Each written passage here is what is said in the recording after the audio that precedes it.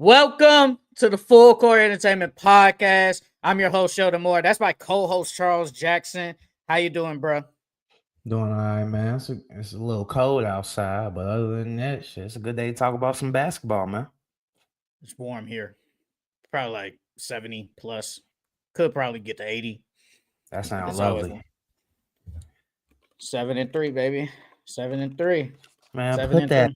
down. You are not a real Bears fan, dog. Hold on, brother. Look. It'd be so funny because it's like, me. I'm the only Eagles fan. And then it's like 20 of you motherfuckers that's Bear fans. So it just feels like I'm going to lose every argument. Y'all know what the fuck y'all talking about. You getting jumped. Fight back. Fight back. Basically, like, what can I do? I got to stick up for my damn self. I do. Y'all got each other. It's just me. All I know is,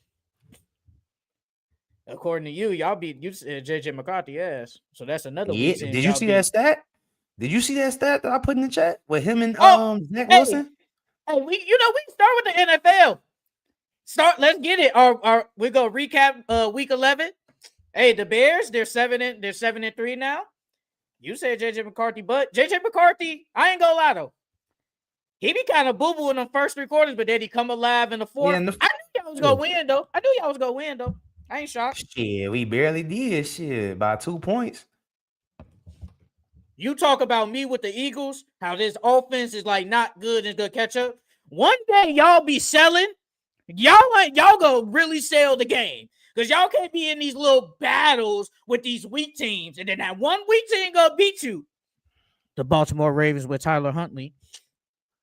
Look at y'all. Like, you can't be in battles with weak teams. Like, Caleb Williams had another subpar performance. I think the defense played pretty good. The defense for the Bears played really good. I think they picked the ball, twice? JJ McCarthy, I know it was one in the end zone. I think it was another time. But then again, come late, JJ McCarthy throws a laser to Jordan Addison in the end zone for a touchdown. But Devin Duvernay saved y'all, man. He returned that kickoff. The rest is history. Y'all 7-3, man. Y'all still fraud watch on me. Y'all still some frauds. Man, Like, that's just look. facts. When I was watching that game, I think I said this earlier on in the prior weeks. Like with Caleb misses some easy throws. Like it was about like 3 or 4, maybe 5 throws that were easy throws that could have changed the trajectory of that whole game. And he missed them. And then it was a couple of balls where, Rome dropped, DJ dropped, Luther Burton dropped one. So it's like it was a bunch of dropped balls and a bunch of missed throws, and that could have changed the trajectory of the whole game. But I got a love and hate relationship with these close wins that we've had so far because it's good to have these close W's, because it installs confidence in the team, and then on top of that, it shows that we can win late, and then it builds Caleb's confidence, and we need that from Caleb because when Caleb's down, he's down bad, and he makes some bad throws or he tries to do too much. But if you keep having close games like this, you're not gonna win them all. You're not gonna win them all. So what I need from the Bears, I need some more consistency. I'm proud that they're winning these games, these close games, and they're getting it done. But at the same time, we need some consistency involved, and that's been our biggest thing the entire season: consistency. Hey, is this one of the best Bears teams since like 2015? Like top Pro- 3. Probably offensive That's wise, yeah. Defensive wise, nah. We've had way better defenses than this. Hey man, congratulations to the Bears. You guys play the Steelers this week. Yep, Aaron Rodgers that's a might not dub. play. Aaron Rodgers might That's a not play dub. because of a wrist injury.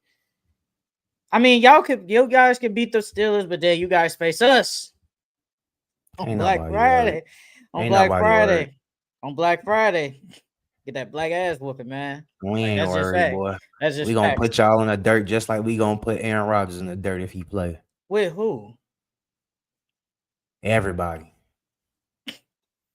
It's funny because when I asked all y'all in that chat, I said, what was the best W? Then here y'all go. All of them. The Eagles. The Eagles gonna be our best W. Okay, brother.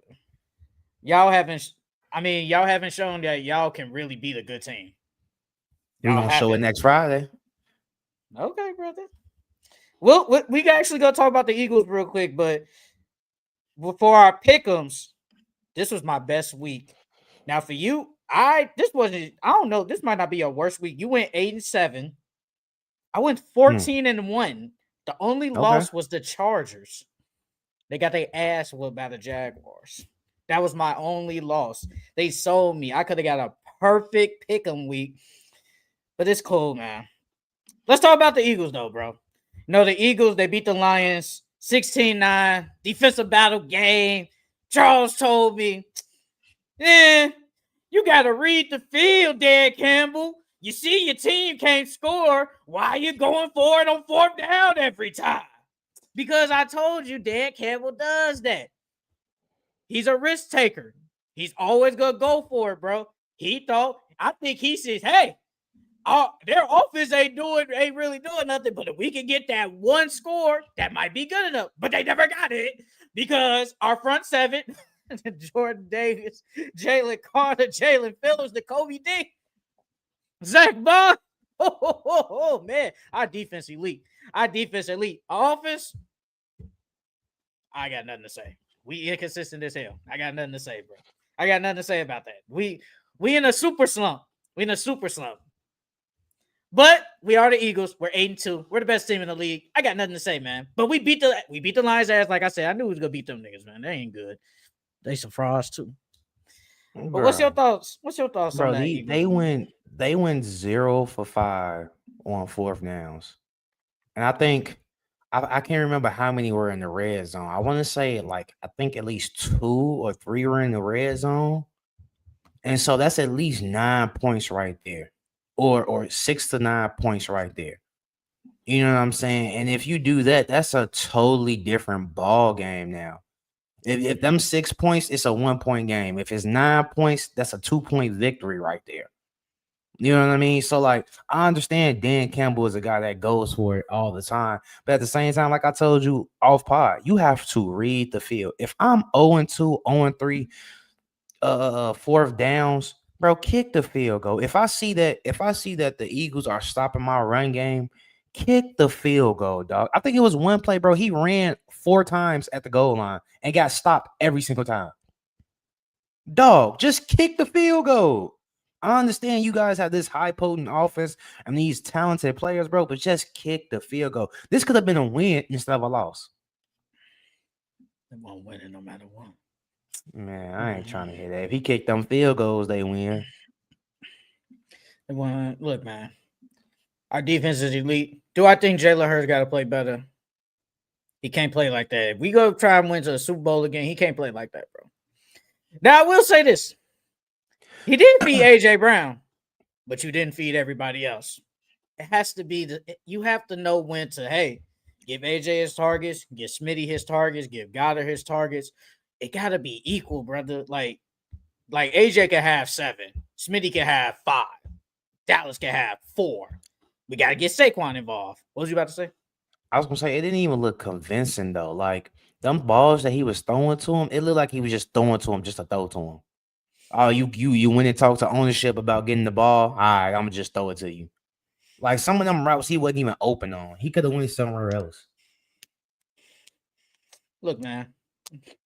All I know is if our defense play like that and our offense can get it together, like at some point we are, because like this year we've had some low games, but then we had some Jalen Hurts masterclass games. We only had 2 Jalen Hurts masterclass games out of 10.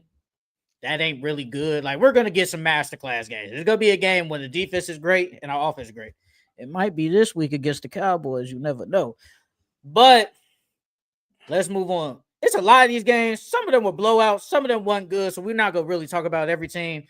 But we will talk about the Chiefs and the Broncos. The Kansas City Chiefs lost to the Broncos 22-19.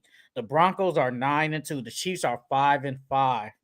It's looking like the Chiefs might not make the playoffs. I don't think they're winning the division though, but they might not make the playoffs. Are you worried about the Kansas City Chiefs and Patrick Mahomes? No, I'm not worried about Patty Mahomes. I feel Mm, like Patty Mahomes will get it figured out. But this game, it felt like they couldn't really get no. I mean, I know they only lost by 3 points, but it felt like they couldn't really get no consistency for real, for real. And then they were on Patty Mahomes' heels all game. Bo Nix played a good game. I mean, he didn't throw any TDs, but he played a good game. I thought it was a good game throughout. It was a good defensive game throughout as well. But I think Patty Mahomes and them gonna get it figured out, bro. Because right now you said they're out of the playoffs, right? they're out of the playoffs. They're 5-5. And so what would they need to do to make the playoffs? From what I saw, they don't have to win out, but they basically like just to make the playoffs. I don't think they're winning the division. I don't think they're not doing that. But to make the playoffs, they basically damn near gotta win like every game. And they could probably lose like maybe one game. Like their next games are they got what's the 7 games left. Mm, You got Colts at the Chiefs. that's gonna be a good Obviously, one. that's I don't know. Like when I do pick them, I'll name it, but that's a toss. Colts are good, but a lot of people don't believe in the Colts. The Chiefs are at home too, so it's like it is what it is. Then they face the Chiefs and the Cowboys. The Chiefs and the Cowboys on That's a Thanksgiving. dub. That's a They dub. should be the Cowboys. Then they face the Texans. CJ Stroud probably not there, but the defense is elite. I still So think they get that one. then they face the Chargers at home. That's gonna be a good one. It's a divisional game, so anything can Yeah, happen. that's gonna be a good one. Yeah, Then they face the Titans. Easy dub. Easy dub. yeah. Then they face the Broncos again at home. Like it's gonna be division, tough game. Then they end with the Raiders. Dub. So it's like I only see 3 games for real, for real. That's really like a toss up. I think yeah, they're gonna win that. I think they're gonna split with Denver. I think they're gonna win that Denver game at home because they lost by 3 at Denver. And so now they're at home with that home crowd behind them. I Only think game they'll I split might with see them losing is that Coast game. That's the only one I can see them losing. they damn near might they could beat the Chargers too. I feel like they'll split with them. Yeah, They played the first game of the season in Brazil, so neutral site, whatever. But this time the Chiefs are at home, so they might got a chance. I ain't gonna lie with the Chiefs. Woo! It's kind of weird because we was like, oh, hey, once Xavier Worthy come back, the offense gonna be better. He comes back. Once Rasheed Rice comes, the offense gonna get better.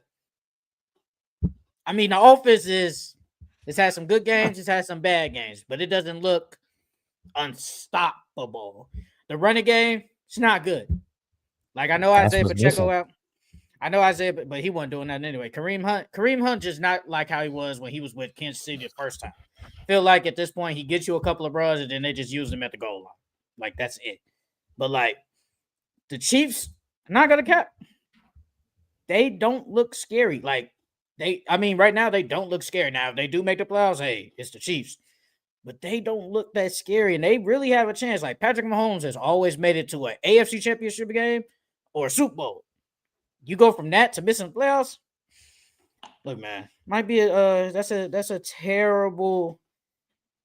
That's a down year. That's a super down year. But it's Patrick Mahomes. He's the best quarterback damn near ever. Not the greatest, the best, and he's the best in the league. So I still think they'll make the playoffs somehow, but it's not looking too good. In the Broncos, I ain't gonna lie, Bo Nix be selling me in fantasy, but that defense is elite.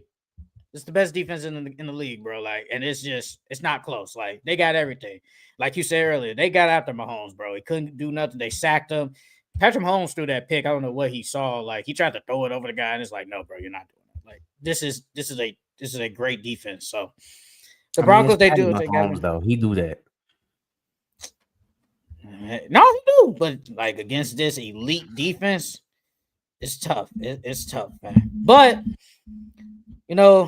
we don't need to talk about no Patriots, Jets, Dolphins, Commanders, no Steelers, Bengals. I mean, Bengals suck. Like that defense is bad. Damn, dude.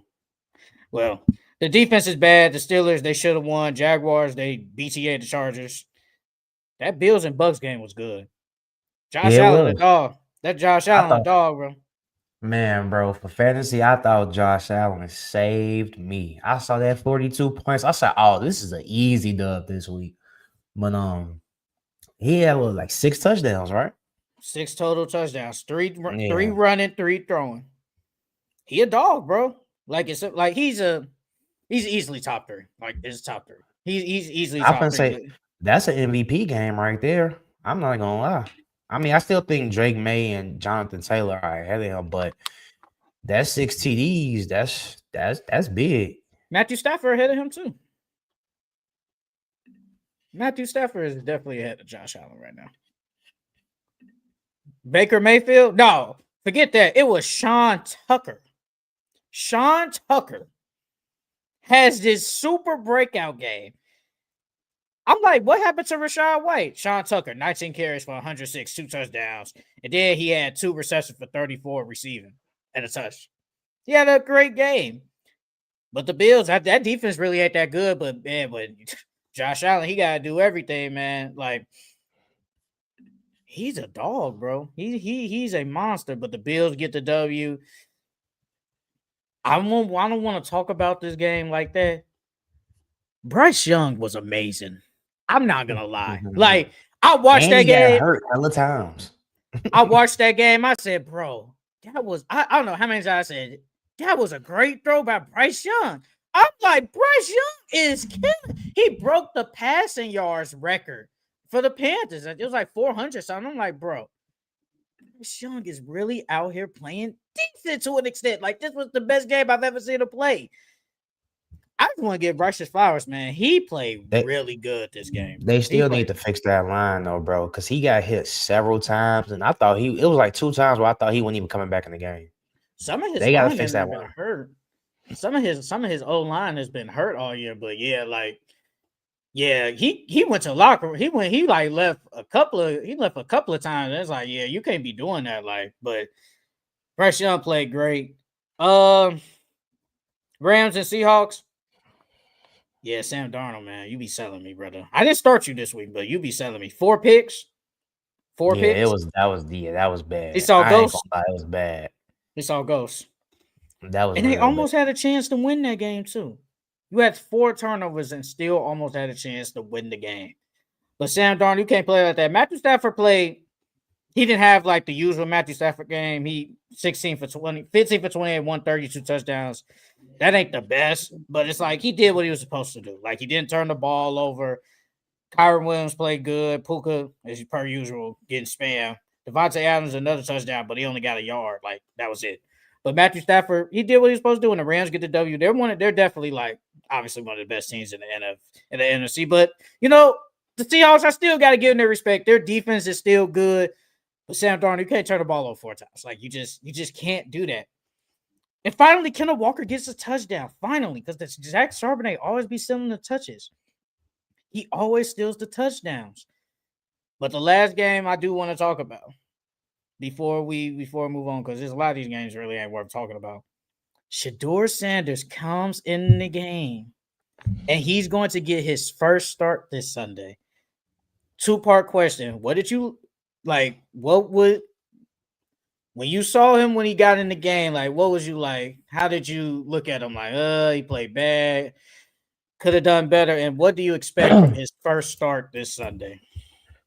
Well, when he came into the game, I already knew it was gonna be tough for him because he didn't get any first team reps at all throughout the season. And then even when he was named backup quarterback, he still didn't get any first team reps. So I That's knew he wasn't gonna play, the best. I still had hope for him that he was gonna make some good throws, which he did. I didn't think he played horrible. I thought he played okay for not having any first team reps. Like the endo that he threw, like I don't even really blame him for that because he thought bro was gonna go out and he didn't. I think it was Jared Judy. He thought Jared Judy was gonna run out and he didn't, but that's all because they don't have any reps together. But for his first start, I think he's gonna do well now that he's had a week of now he will have a week of practicing with the first team. I think he's gonna do really well. And on top of that, I think the team believes in him. I think all those receivers, those linemen, and things like that, they believe in him. So I think they're gonna protect for him really well. I think that those guys are gonna instill confidence in him throughout the entire game, and he's going against the Raiders, which is a great matchup. So I think he's gonna play well. So when he got in the game, I'm not gonna lie, he played kind of bad. He looked like a guy that just didn't know what he was doing. It's like we throw you in there, you don't have no rhythm with nobody, you're just in there. I do feel like not even sniffing first team reps is kind of crazy. Like I do believe that is crazy. Like I feel like he should sniff something with first team reps. Like this, we're in week 11 at this point, and you telling me he hasn't gotten no first team reps with not one person? Like that's crazy. But I mean, I don't look at him nothing differently, but from that game at least, like he comes in against a Ravens team that's been playing good, defense been good, so it is what it is. Like I don't think nobody expected them to win that game. I mean, kept it close because the defense is great, but kept it close. But against the Raiders, I do expect him to at least play good.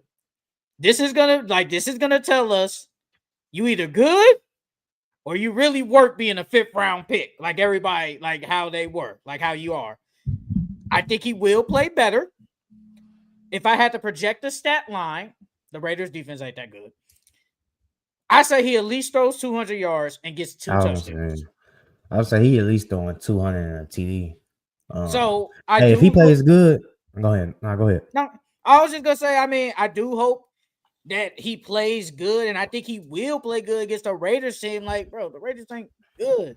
But I do expect at least 200 plus yards and 2 touchdowns. Like I do expect that. The only thing is he can't be holding on to the ball. Can't hold on to the ball If for too long, bro. if he has a good game and they win, do you think Kevin Stefanski's gonna start him I the next game? I think he should. Because they He said should. once Dylan Gabriel comes back, he's QB1. I don't know why. What has Dylan Gabriel since he started? Like that game against the Vikings overseas, he played okay, but he didn't play like great or really good. He just played okay. But ever since then, he's been playing trash. It's like, bro, at this point, you got nothing to lose. You got nothing to lose. Just start the dude. Like, see what happens.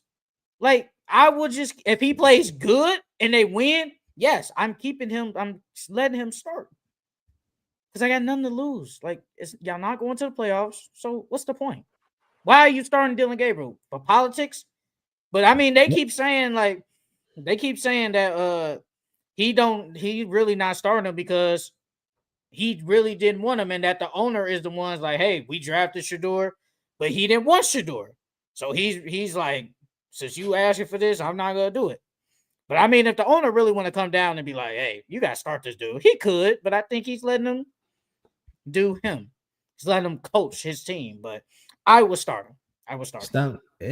Stuff like that doesn't make sense to me because obviously coming out this draft class, we knew Shador was, either you could argue either one or two best quarterback coming out the draft class. It's up to you.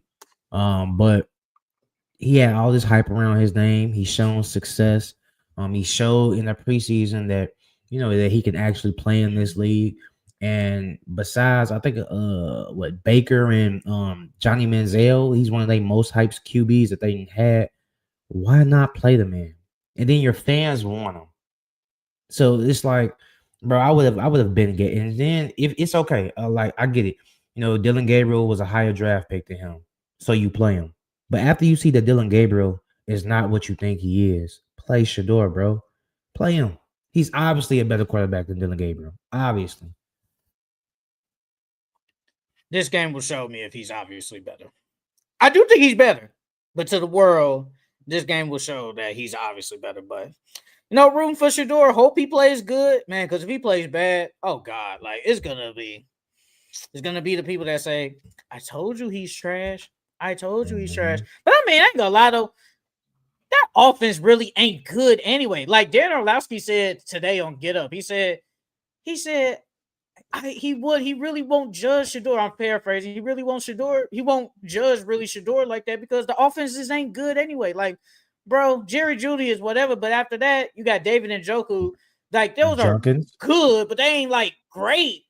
yeah, Junkins is good, but then like offensive line ain't really that good. But like he doesn't have a lot of like surrounding like great players. Like none of those guys are great or like really, really good. They're just good. They're decent. Like he don't have obviously he don't have the Eagles, but it's like Jerry Judy is probably like a number two. Junkins, I think he's a starter. David Njoku could be like your starter tight end, but those are not like really, really good players. They're just decent. They're just decent. They do enough. So hope for Shador. Let's get it on. Let's get on with this Thursday night football tonight. The Bills are in Houston to take on Davis Mills. CJ Stroud still in concussion protocol. But what's your take on the Bills and Texans tonight on Thursday night football? It's crazy because I think it's gonna be a closer game. It's gonna be a close game because the Bills, their defense is butt, like we said earlier. And then Houston defense is really good. The only thing is if David Mills plays like how he's been playing, they're gonna win. That's point blank period. And then if you say he's been playing bad. He hasn't. Oh, I thought you said he has. No, But I'm like, he hasn't been playing that bad. yeah, I'm saying if they let Davis Mills play as good as he's been playing, they're gonna lose. The Bills are gonna lose. But I need the Bills to find something from their offense, wide receiver wise, because Khalil Shakir, he didn't do anything last game. Coleman, he was suspended or was a DMP Like last bench. game. He's Yeah, he was benched benched. again tonight. Oh dang! So Yeah, they it's benched like him again we tonight. need something from their offense. James Cook has to do something, but the Houston defense is so good. Who knows if James Cook is gonna have a good game? But it looks like Josh Allen's gonna have to put the team on his back once again. Um, but if they can stop David Mills, they have a chance at winning.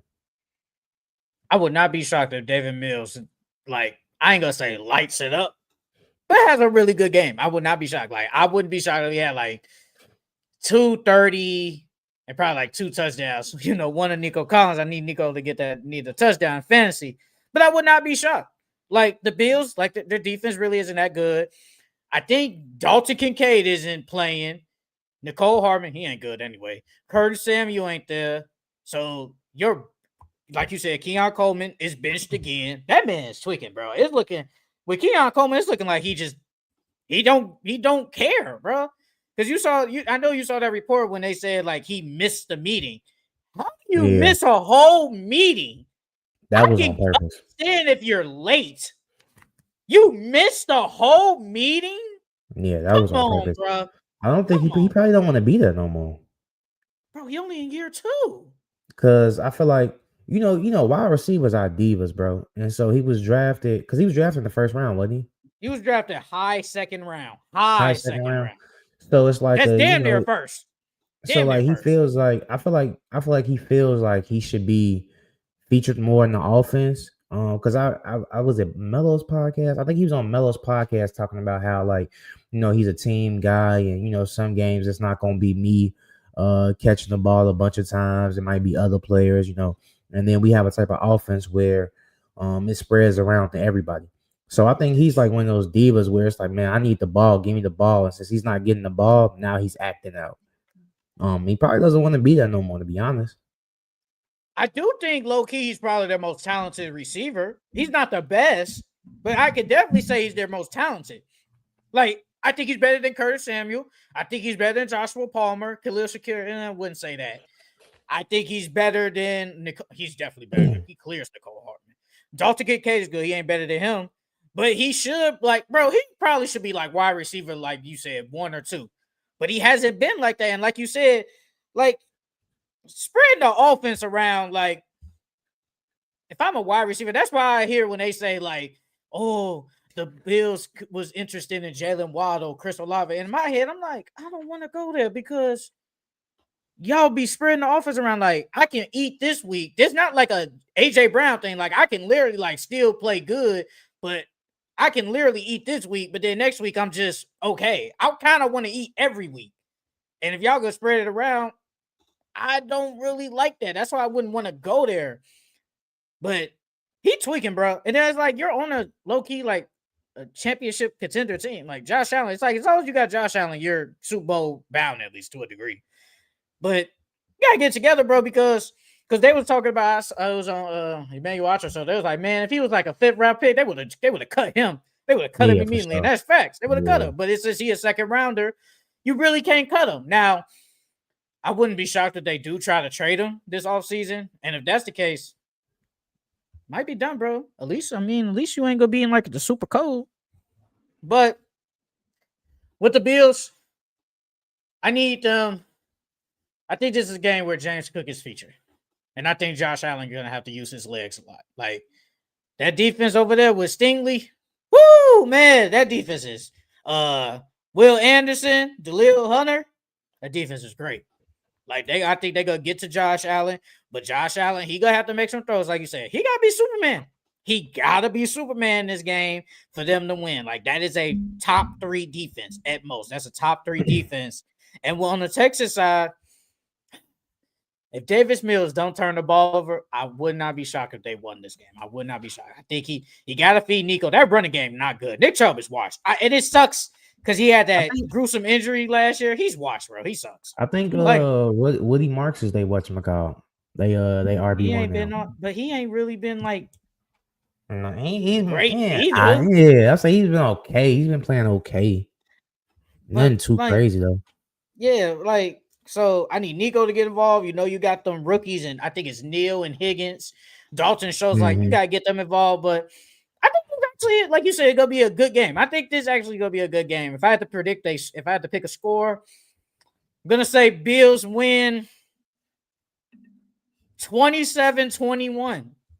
I was saying it's under 30 for sure. It's under 30. I don't got a score, but I know it's under 30. But you got the Bills winning. Yeah, I got the Bills winning. I trust Josh Allen. All right, man. Let's get into our Week 12 NFL pick'ems. First game we got the Colts at the Chiefs. Chiefs. Give me the Indianapolis Colts to get the W on the road. Steelers at the Bears. Bears. Come on, man. Give me the Chicago Bears to get the W. Patriots. What? Why would I pick the? I have no reason to pick the Steelers. Because you're a hater. Not really a hater. Like, not really. I mean, like I ain't gonna say it again. I know you heard. Go back and look at the video last week. Y'all know what I said. Patriots at the Bengals. Patriots. Bengals defense sucks. Joe Burrow might return though. Patriots still get the W. Jets at the Ravens. Ravens. They're favored by 2 touchdowns. This is sad. Ravens get the W against the Jets. Seahawks at the Titans. Seahawks. Give me the Seattle Seahawks. Vikings at the Packers. Packers. Give me the Green Bay Packers. Giants at the Lions. Lions. Give me the Detroit Lions. Jaguars at the Cardinals. Jaguars. Give me the Jacksonville Jaguars. Browns at the Raiders. Shador makes his NFL debut and starts. Browns. Give me the Cleveland Browns. Shador gets his first W. Falcons at the Saints. No Michael Penix this game. Falcons. You know I'm going with the Saints. Falcons offense sucks. Eagles at the Cowboys. Eagles. Duh. Give me the Eagles to BTA the Cowboys in Jerry's world. Sunday Night Football. Buccaneers at the Rams.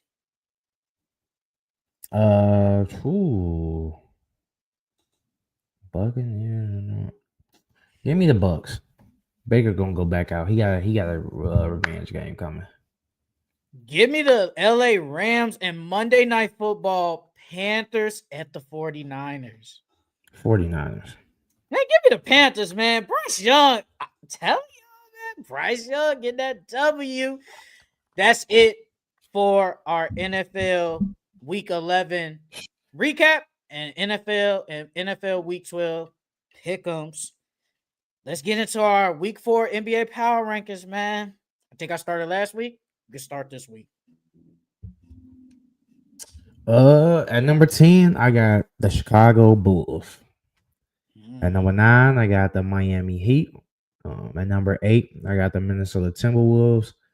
Number 7, I got the Denver Nuggets. At number 6, I got the San Antonio Spurs. At number 5, I got the Toronto Raptors. At 4, I got the Los Angeles Lakers. At 3, I got the Houston Rockets. At 2, I got the Detroit Pistons. And at number 1, I got the Oklahoma City Thunder. At number 10, I got the San Antonio Spurs. At number 9, I got the Minnesota Timberwolves. At number 8, I got the Miami Heat. At number 7, I got the Atlanta Hawks.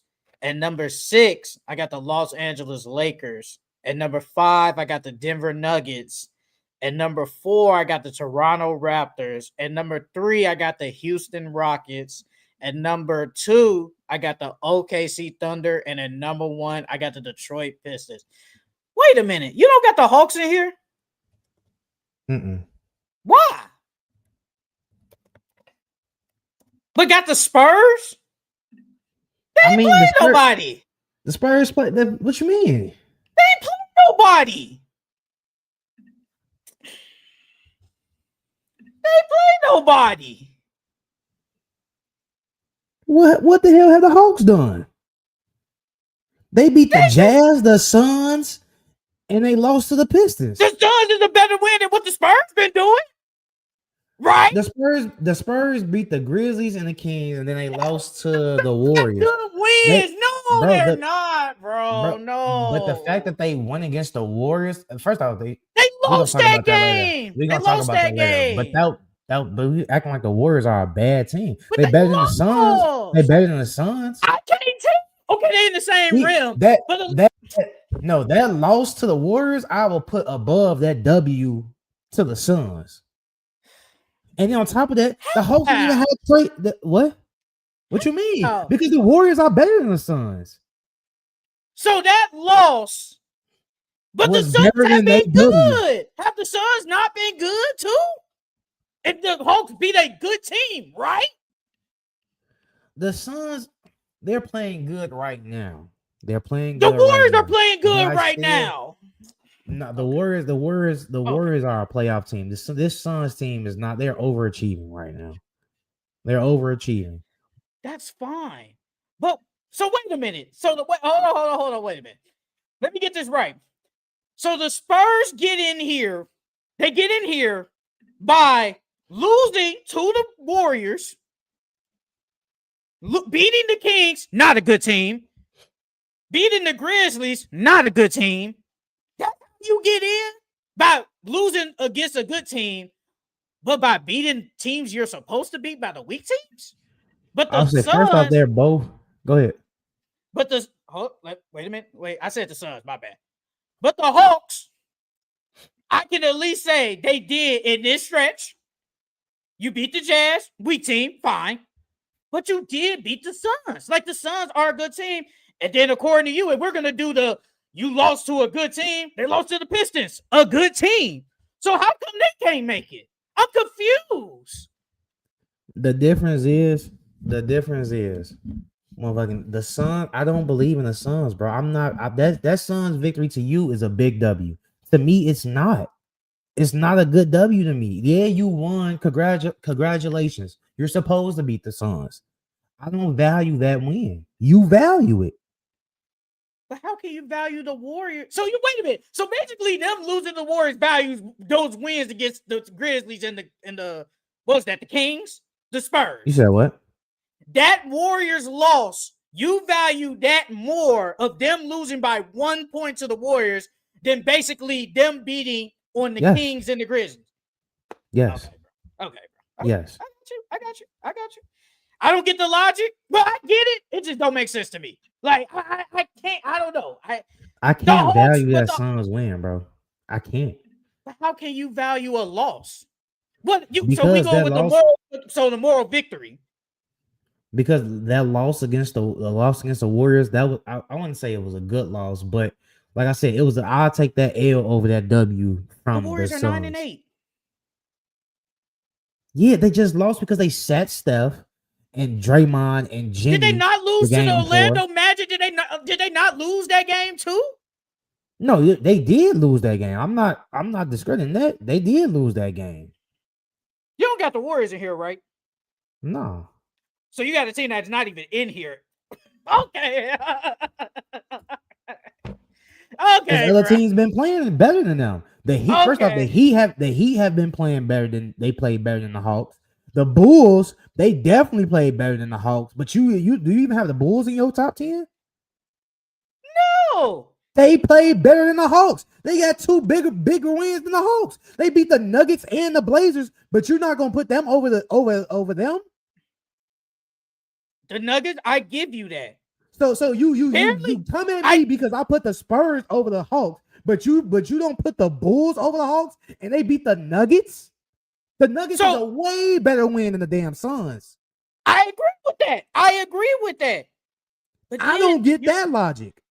I agree. I'm giving you that the Nuggets are, but the Hawks, have they not been looking better than the Bulls?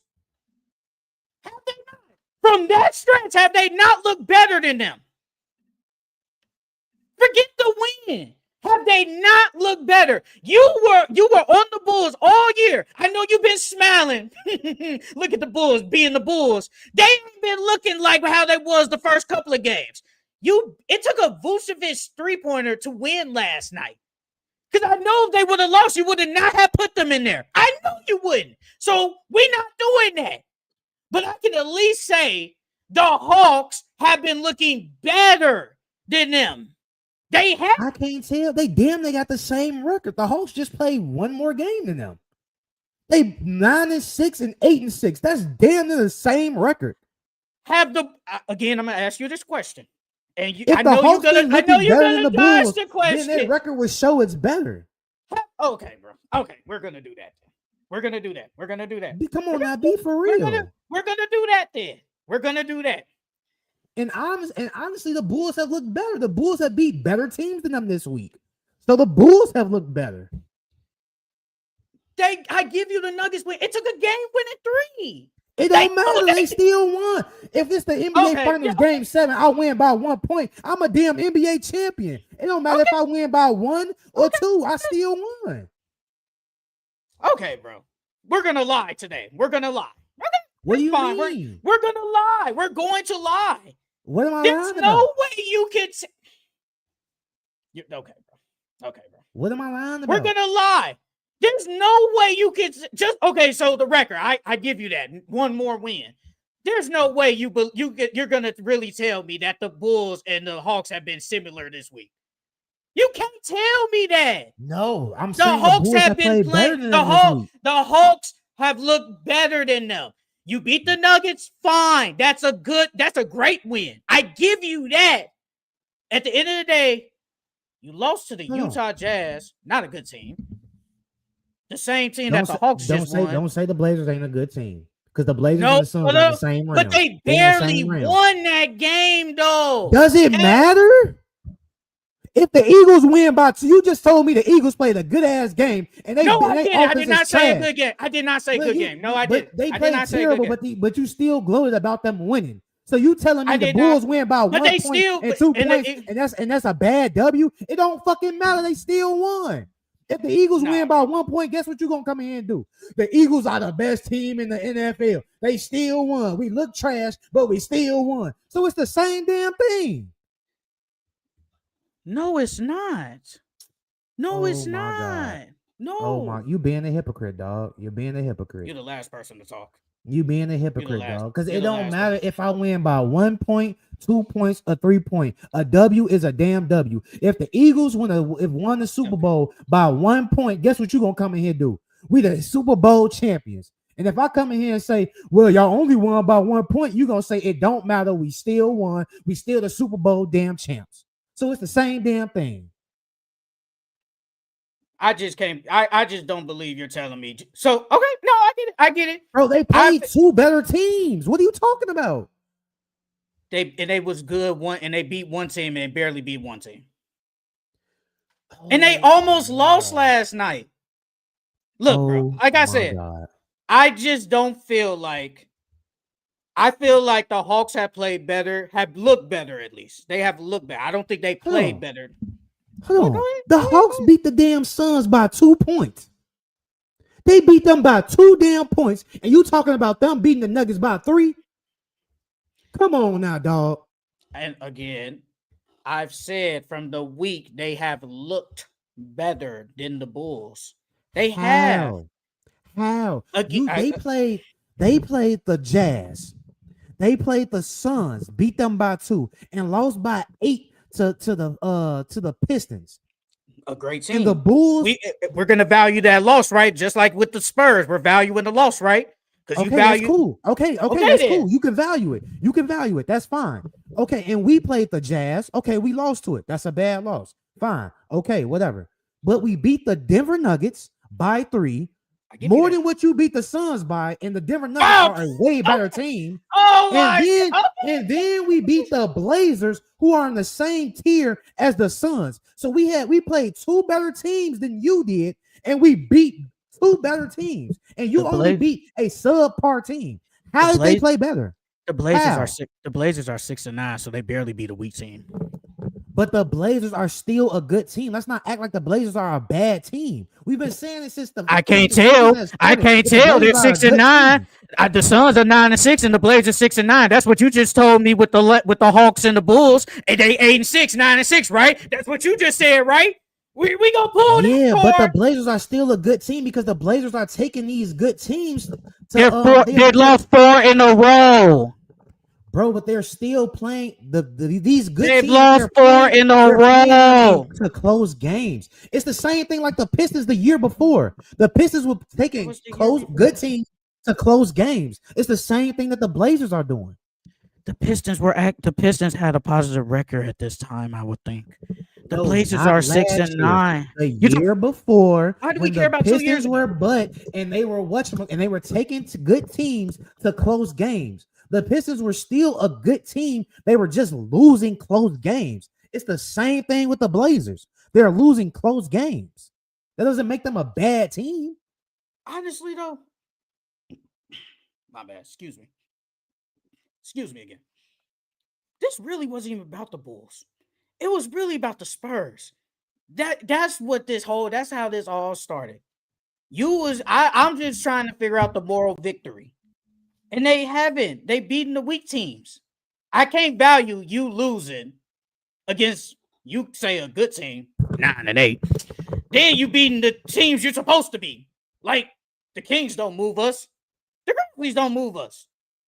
But at least I can say with the Hawks, they have beaten a good team. No matter what you think of them, no matter what you think of the Suns are at least 9-6. That team has been playing good basketball. No matter what you think, the Hawks have beaten that team. They have beaten a good team. And since we're going to value moral victories, I guess, they lost to the Pistons, who have the second best record in the NBA. That was my point. That was the point. Yo, this is more than about.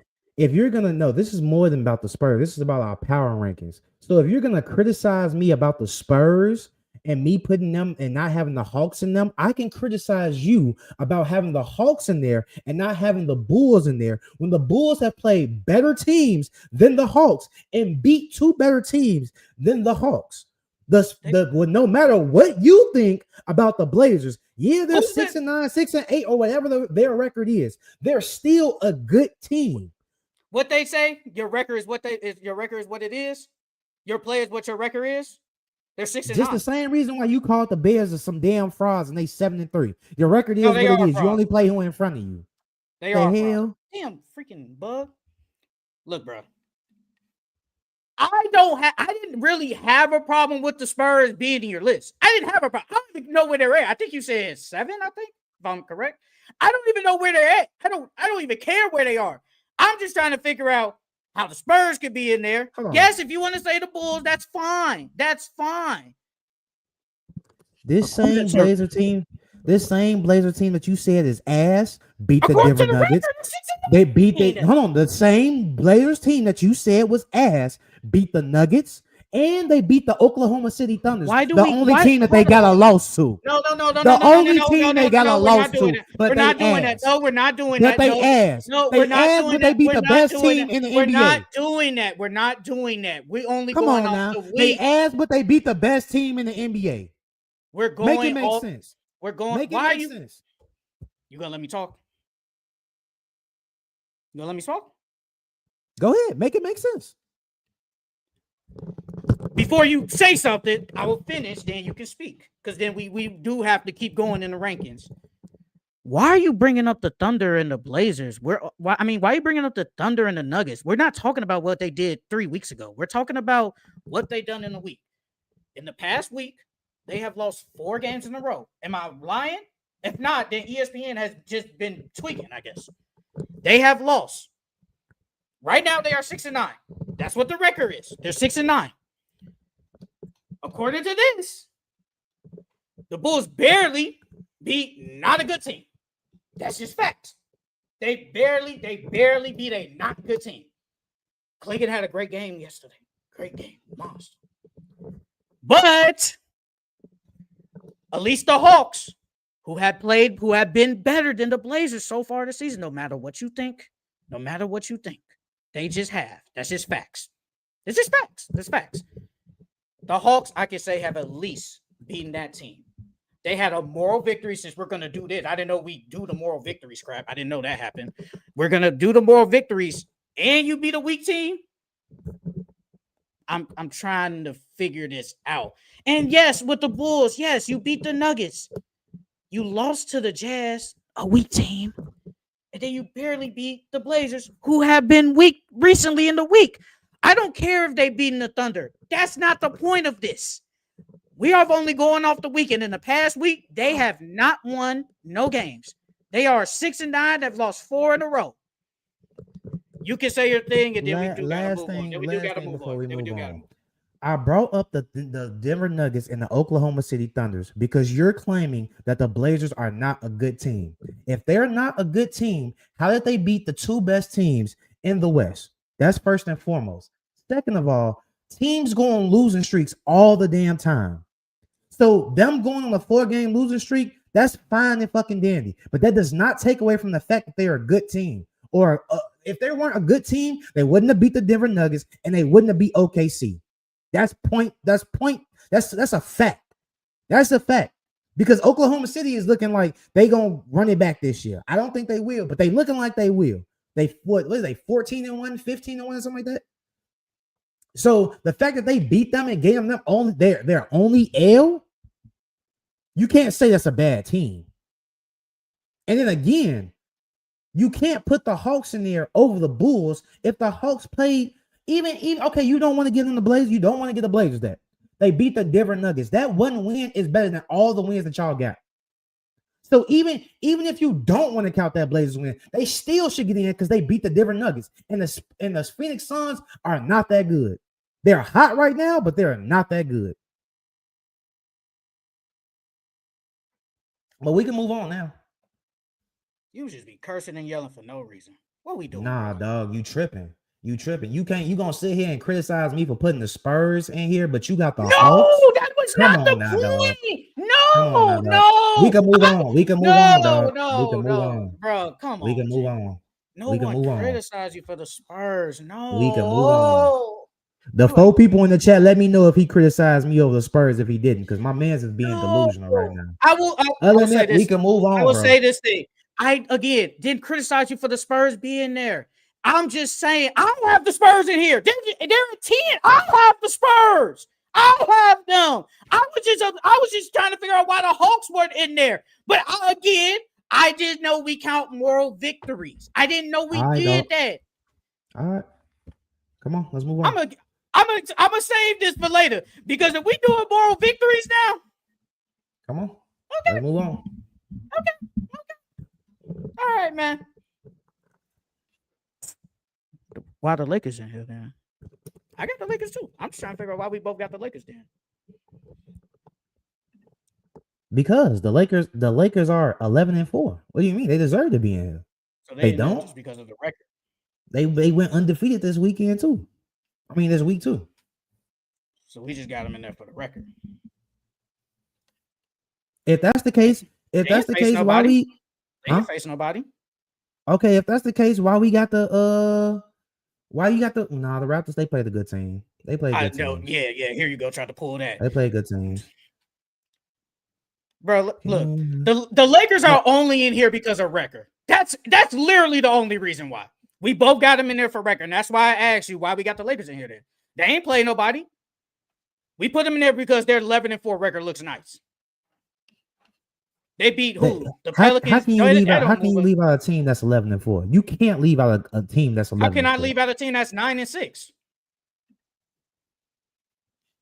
Because how can we leave out a team that's 9-6? It's not like they're 11-6 or 12-5 or something like that. They're 9-6. They're barely above 500.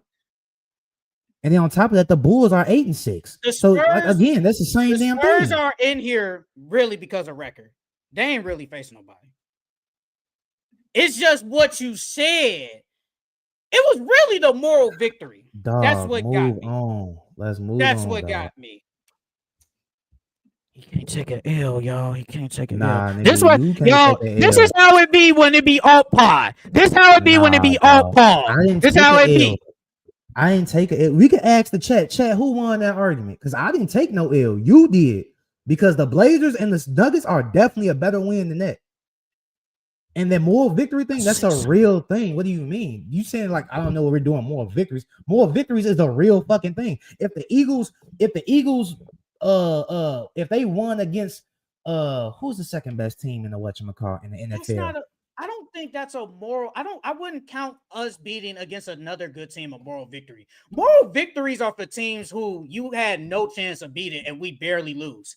That's where you're wrong because moral victories can be when you beat a good team, when you play butt and you beat a good team still. That's a moral victory too because you played ass and you still beat a good team. So that's where you're wrong. A moral victory can be more than that.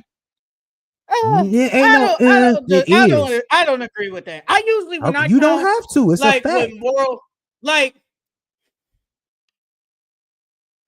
what can I think of as a moral victory?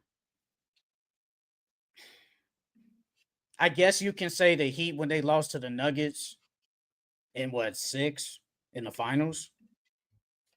I guess, but usually when I think of moral victories, I think of teams I think of a team that like you literally had no chance of winning.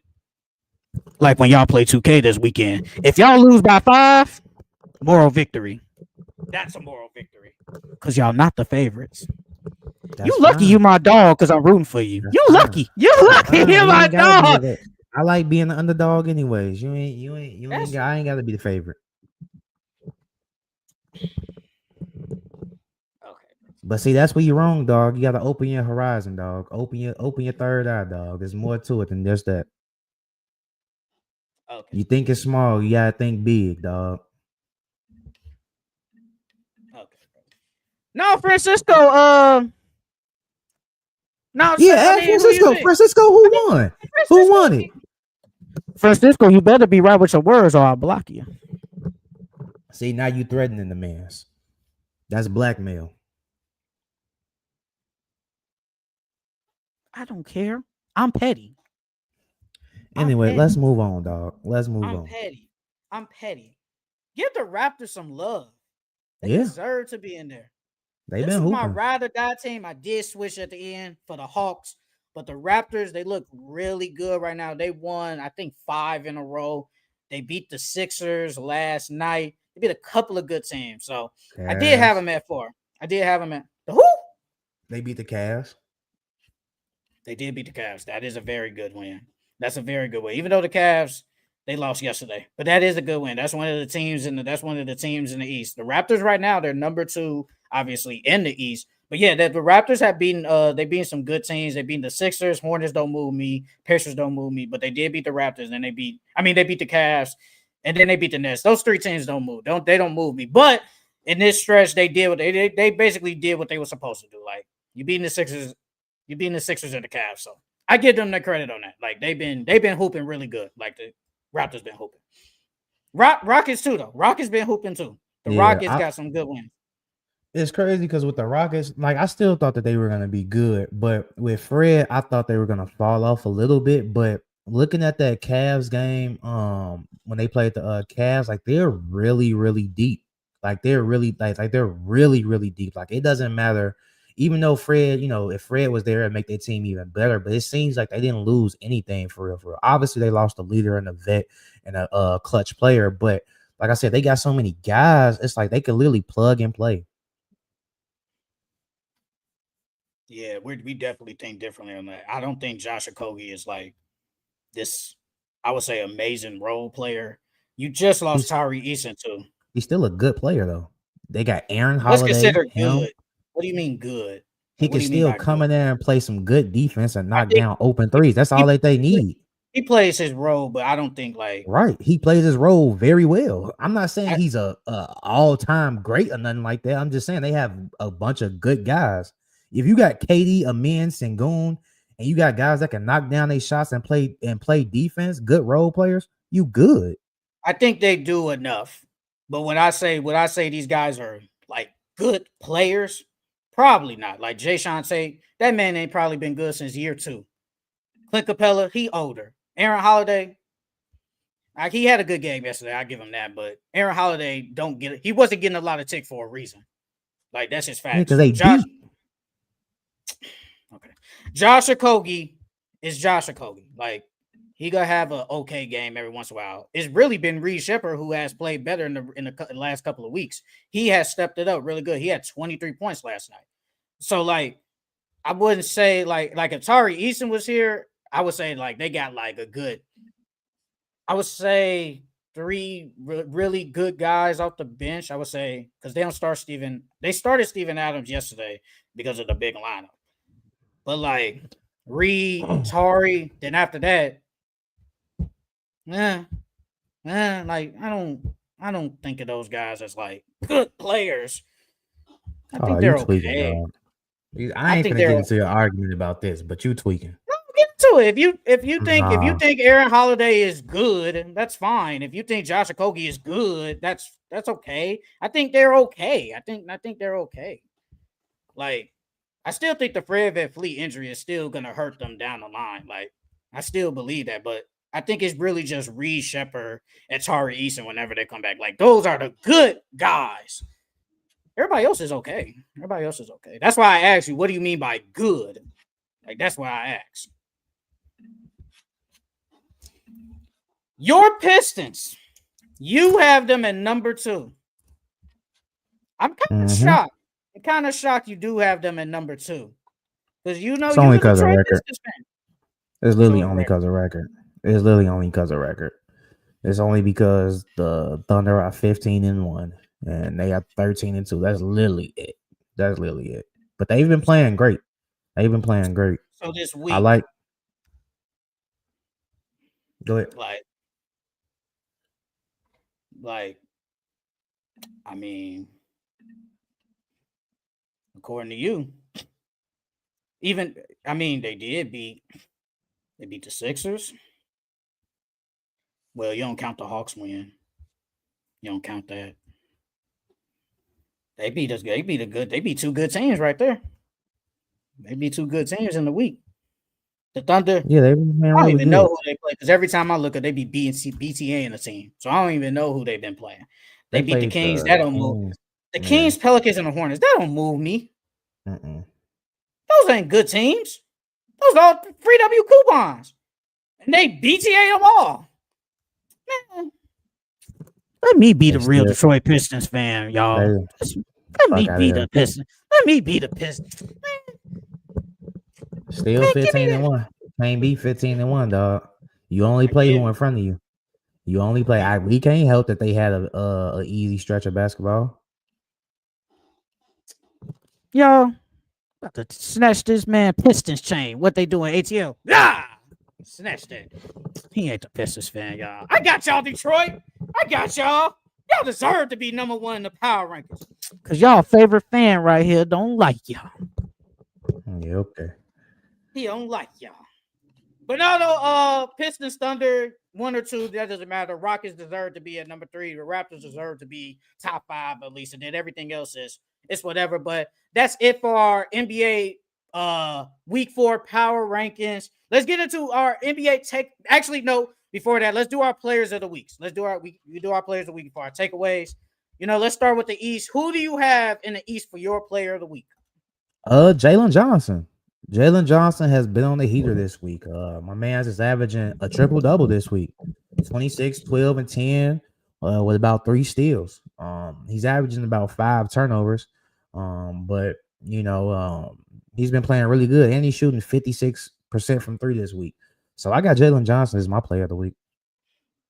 Jalen Johnson. I should have put you on the ride or die players. Might coming in 26. But no, I agree with you 100%. For the East, I do got Jalen Johnson. He averaging basically a triple-double in the last week, 27, 12, and 10 with 3 steals, 54% from the field, 56% from 3. He has been the best player. Since Trae Young has been out, he has been the best player for the Atlanta Hawks. He has been to a degree the distributor, him and Dyson Daniels, but he has done everything for that team. And we talked about it last week, I think, or the week before. They look better to a degree without Trae Young, and he's one of the reasons why. Like, Jalen Johnson deserves some love, and it's looking like he could become an all-star this year. I know it's still early, but Jalen Johnson is definitely the player of the week for the East. Like, he is hooping. Like, he good. I mean, he has a case to be in the most improved. I don't think he will be in front of Jalen Duren because, man, Jalen Duren's something else. What you say, Baby Dwight? That's what you said. Yeah, that's Baby Dwight. But yeah, Jalen Johnson, he's been hooping, bro. Like, he's athletic, and he's been playing. Like, they've put the ball in his hands. That's what the big difference is. But he needs to cut down on them turnovers, though. That's literally the only thing. That, and even though he's shooting 56% from 3 this week, he still has to shoot 3 ball with consistency. But yeah, he's been playing real good. For the West, you started with the East. I started with the West. I had 2 people for players of the weeks. I really didn't factor Rector because I don't think nobody went like super duper crazy. Like, people went crazy, obviously, but I don't think some people played great, but they lost. I got Lauri Markkanen. I think 39 and 6, 53 from the field, 39 from the 3. This week he did have I think he had 2 40-point games, one against the Bulls, and I think it was against the Lakers. He had a 40-point game, or it was against the Hawks. It was one of those games, but he has been hooping, and I want to talk about like this Lauri Markkanen like trade later, well, actually in takeaways. But I feel like Lauri Markkanen has really been like good for the Jazz. I know the Jazz haven't been playing good, but I feel like just himself. He's been their best player. I mean, he's been their best player for like 3 years. But he's been hooping for them. He's done a lot of everything for them. Yeah, the assists are down, whatever. But he's been playing some really good basketball. And the other guy I did have was James Harden. I think I could have picked between them two, but I went with Lauri. I felt like Lauri deserves some love. James Harden, it's cool if somebody had James Harden, but I got Lauri Markkanen in the West as my player of the week. Yeah, I feel like it was a lot of good players playing this week in the West. KD was playing good. Lauri was playing good. James was playing good. But my player of the week is Sengun. I thought Sengun has been playing amazing since the season has started. But this week I thought he was playing really good. Averaging 27, 11, and 8 with a steal and about 3 blocks this week. Sengun is a big reason why the Rockets are playing this well. Yeah, and I got him as my player of the week for the West. Low-key, somebody could have said, well, could put Jokic in there.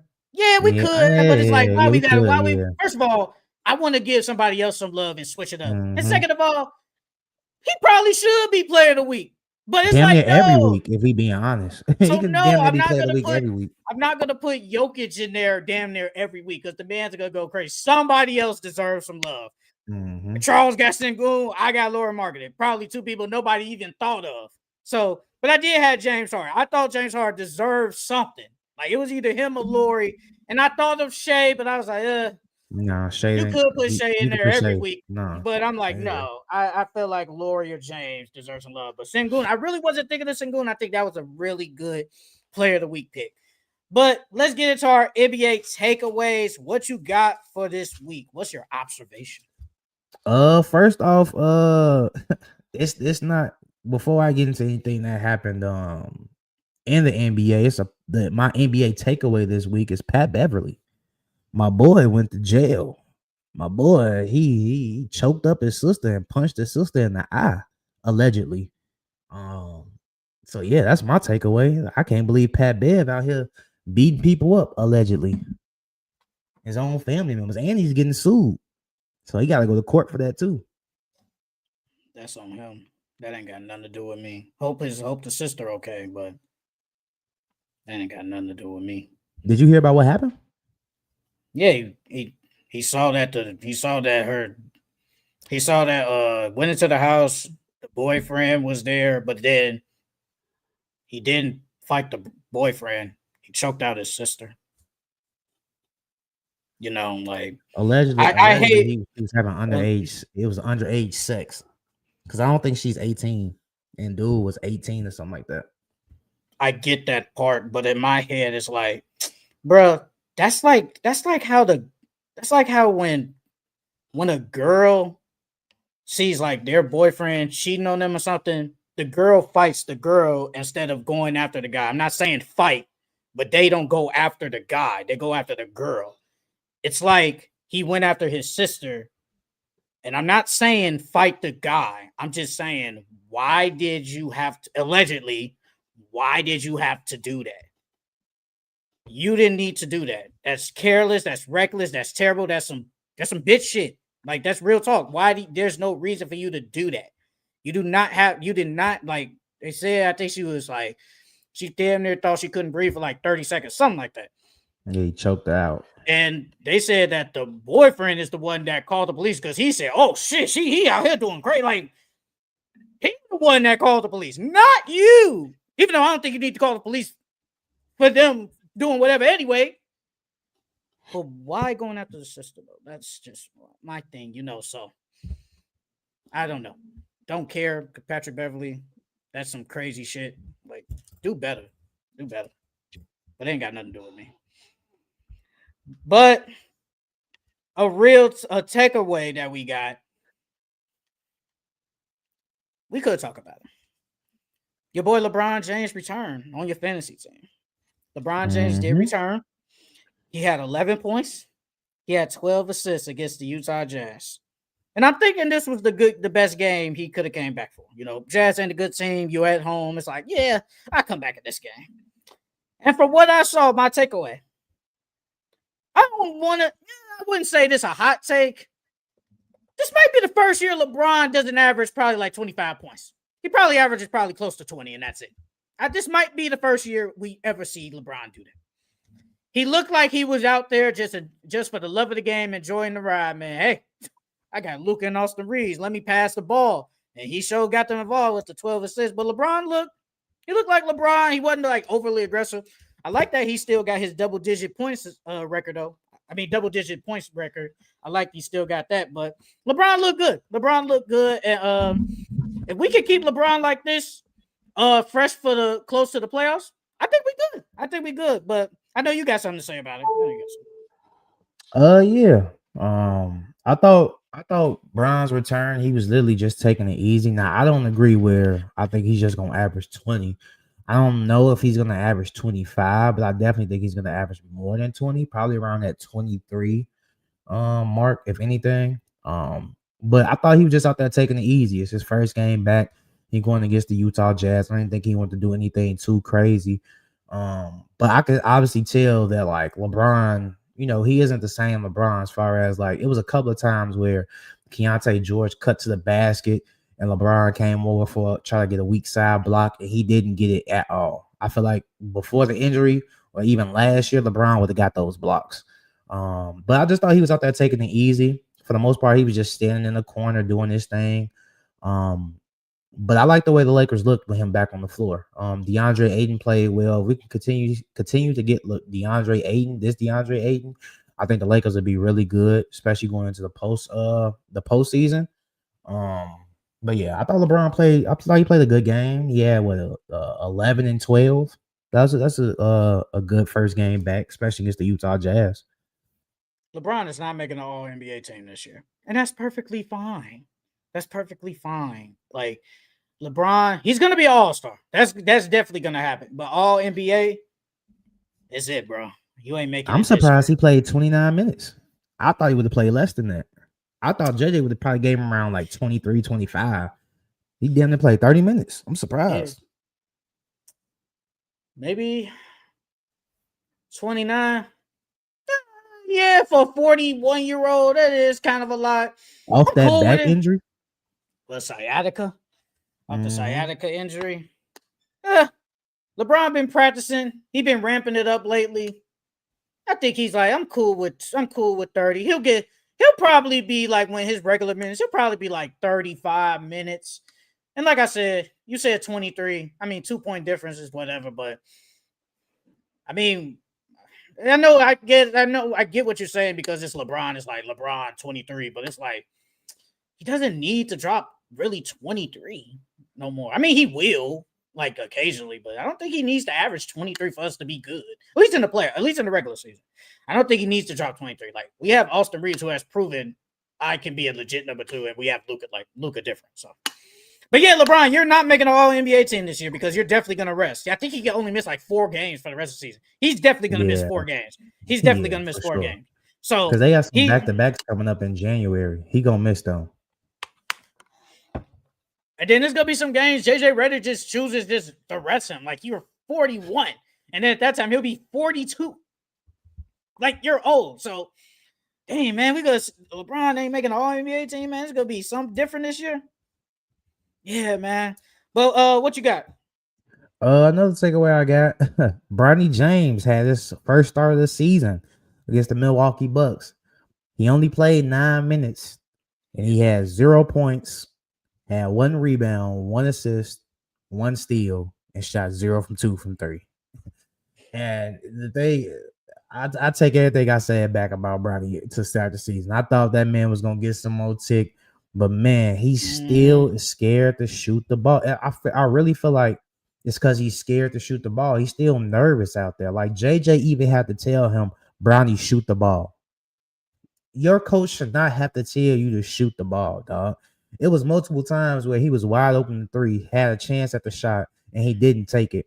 But was it last night that they played the Utah Jazz or whatever night they played the Utah Jazz? No, that was the game. The game you're talking about is the game against the Bucks. I know that. No, I know that. Yeah, the game I'm talking about is against the Bucks. I'm saying against the Utah Jazz, he took a deep 3. He took a deep 3. So you wasn't scared to shoot that deep 3, but you were scared to shoot the ball in the corner when you was going against the Bucks and you were wide open. And that 3 that he took was kind of contested. Well, they were closer than what they were as when he was playing the Bucks. So it's like I don't get it. I don't get it with Bronny. Bronny he's scared to shoot the ball, and I feel like if he was aggressive enough, he would get more tick. But he's just not aggressive at all. Man, send that boy to the G League, bro. What's the point? And I'm so serious. Like he's LeBron James, huh? Look, man. Yeah, that's the only reason why he's on the Lakers to a degree. Look, man. Like with Bronny, bro, I advocated it even when he was going before park condition. I said I wish he could stay in college for an extra year because I would like to see it because I think he would be better. I think he comes out just because it's like, hey, I want to, I feel like I can play with my dad now. I think I'm good enough. But like, brother, you're not aggressive. Charles told me last year he could sit on the bench, learn from them. So far, I think that hasn't done anything. So far, that just hasn't done nothing. And I said last year, I'd rather you go to the G League to hoop because you're not going to play. Like, it's just facts. You're only going to play when it's a blowout. Like, that's the only time you'll literally get sick. We come into this year, summertime. Charles said, Bronny could probably get 15 minutes. They start making moves. He still can't get ticked. He getting ticked because his daddy has been out. Then when he has the opportunity, Charles just said it 2 minutes ago, you're passing up wide open shots.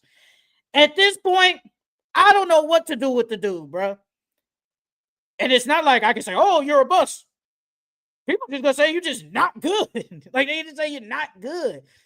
And I say, bro, Send him to the G League, man. Let him get some type of confidence. Because if your coach, like you just said, JJ Redick, shoot the ball, Bronny. Something up. I would rather you just go to the G League and just hope. That's just me. Because you sitting on the bench again, that ain't gonna do nothing. I'd rather you just play and get something, bro. So you think Brian should go back to the G League? No, I think he should still stay. I think, regardless of what you think, I think he did learn something sitting on that bench last year. I think it's literally just him not being aggressive. I think that him sitting on that bench, he learned how to play in the NBA. He learned where to get his shots at, where to take shots at. It's just that he don't take them. I can't do nothing. You can sit there and look at the game and learn the game all you want, but if you ain't out there being aggressive, bro, you're not gonna get no tick, bro. I think he still plays. He's still good defensively. I think he's a all around player. He's just not aggressive, and that's been his knock since high school. He wasn't aggressive enough. And I just think that's who he is. I think he's just a passive player, bro. Y'all told me he was gonna get tick over Gabe Vincent. He should. I still think he should. I don't see how from what you've seen the past 2 years.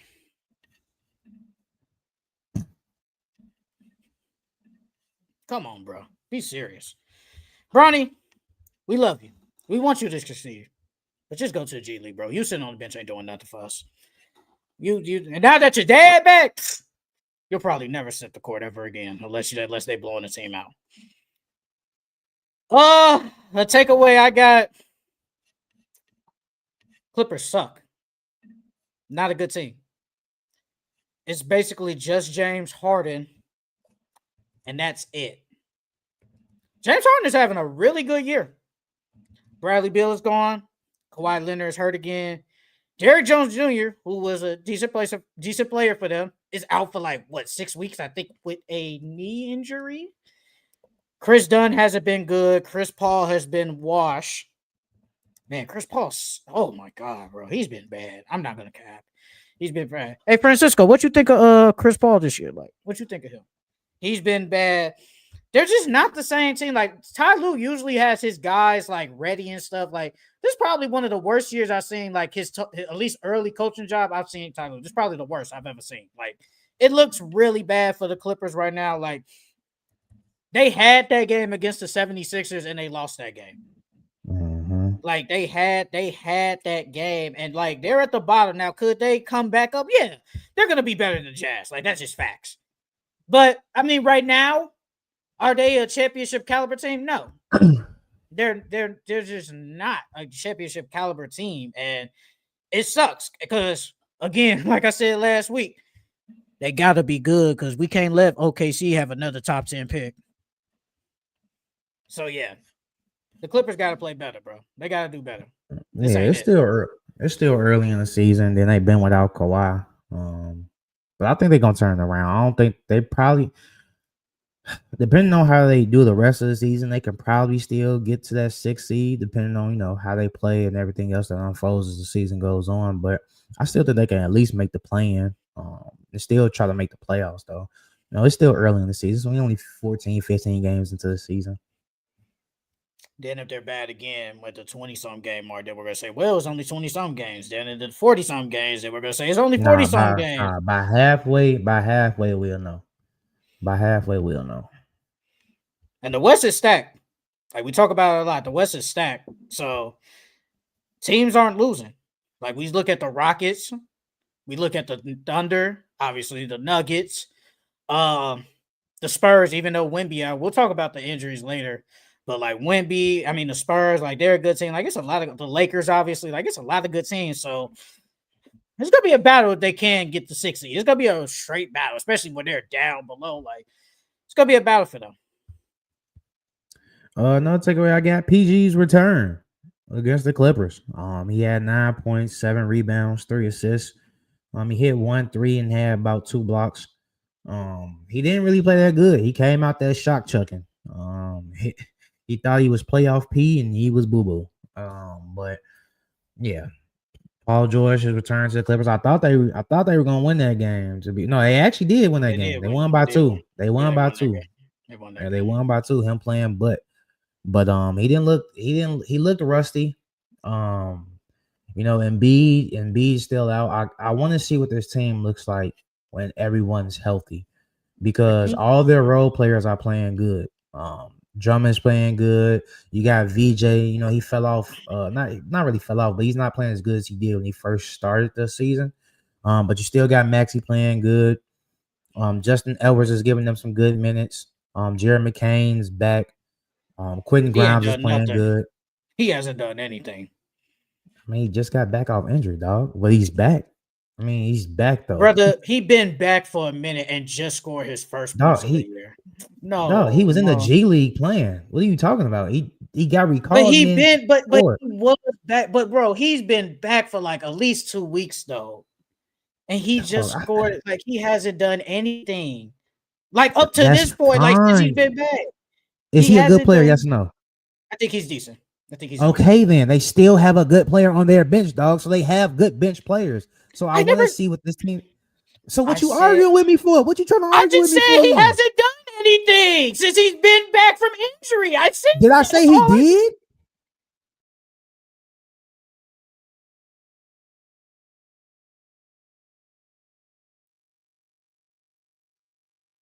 You said he just got back. No, we back. Right. I'm saying you making it seem like I said this man been playing amazing.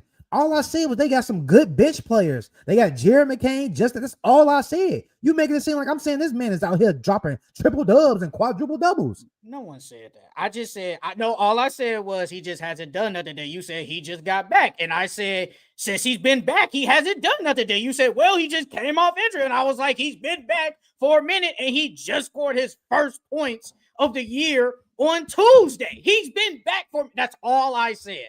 That's all. I did not say you thought he was dropping 50. No one said that. Dog. No one said that. Like I was saying, be telling me they got a lot of man. Put words in my mouth, man. That's what you be telling me. Like I said, they got a lot of bench players, a lot of good bench players. I want to see what this team looks like. Looks like healthy. Deep team. That's a deep team right there. I want to see what this team looks like healthy with a healthy Joel Embiid and Paul George together. Because if we continue to get VJ to play good, and stay consistent, and then Tyrese Maxey's being Tyrese Maxey, and then we get some production from Embiid and Paul George, this team could be scary, especially in a weak East. I don't think the East is that weak. Low key. Now that I'm looking at the East, especially with what the Pistons are doing, like the Pistons have been hooping, the Cavs are still the Cavs, the Knicks are still the Knicks. Surprisingly, the Bucks have. I know Giannis is hurt, but they at least were playing decent to begin with. I don't think the East has been that weak, low key, this year. I think it's probably been competitive. It's not the West, but I think the East has been pretty decent. The Raptors have surprisingly been really good. Well, I'm not sure. I never rather die. The Heat have been good. I don't think the East is that weak. I just feel like when we look at the West, they just got all the superstars. That's how I look at it. No, but with Philly, low key, it don't matter what. Paul George could go out there and give me 30 every night. They need Embiid.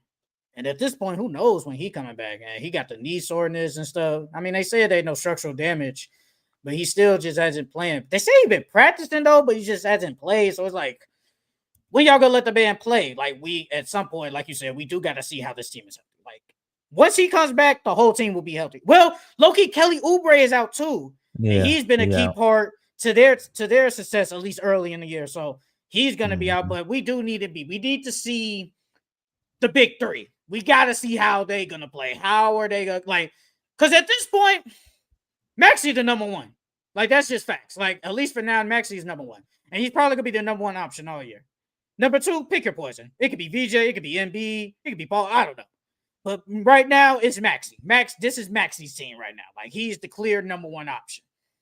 But I need Embiid to play. Like, he was playing better than he got injured again. Because he was giving you 20-something. But we need to see, like, how, like you said, with this with Embiid. Another takeaway. Don't ever tell me Jaylen Brown in the same realm as Jason Tatum. He is the flukiest, weakest superstar all-star I've ever seen in my life. This man is supposed to be the best player, clearly the best player on the Celtics, but only giving me 40 points in fantasy. Miss me with that bullshit. Y'all can't tell me nothing no more about Jaylen Brown. Even with his fake hairline. I don't care. Miss me with him.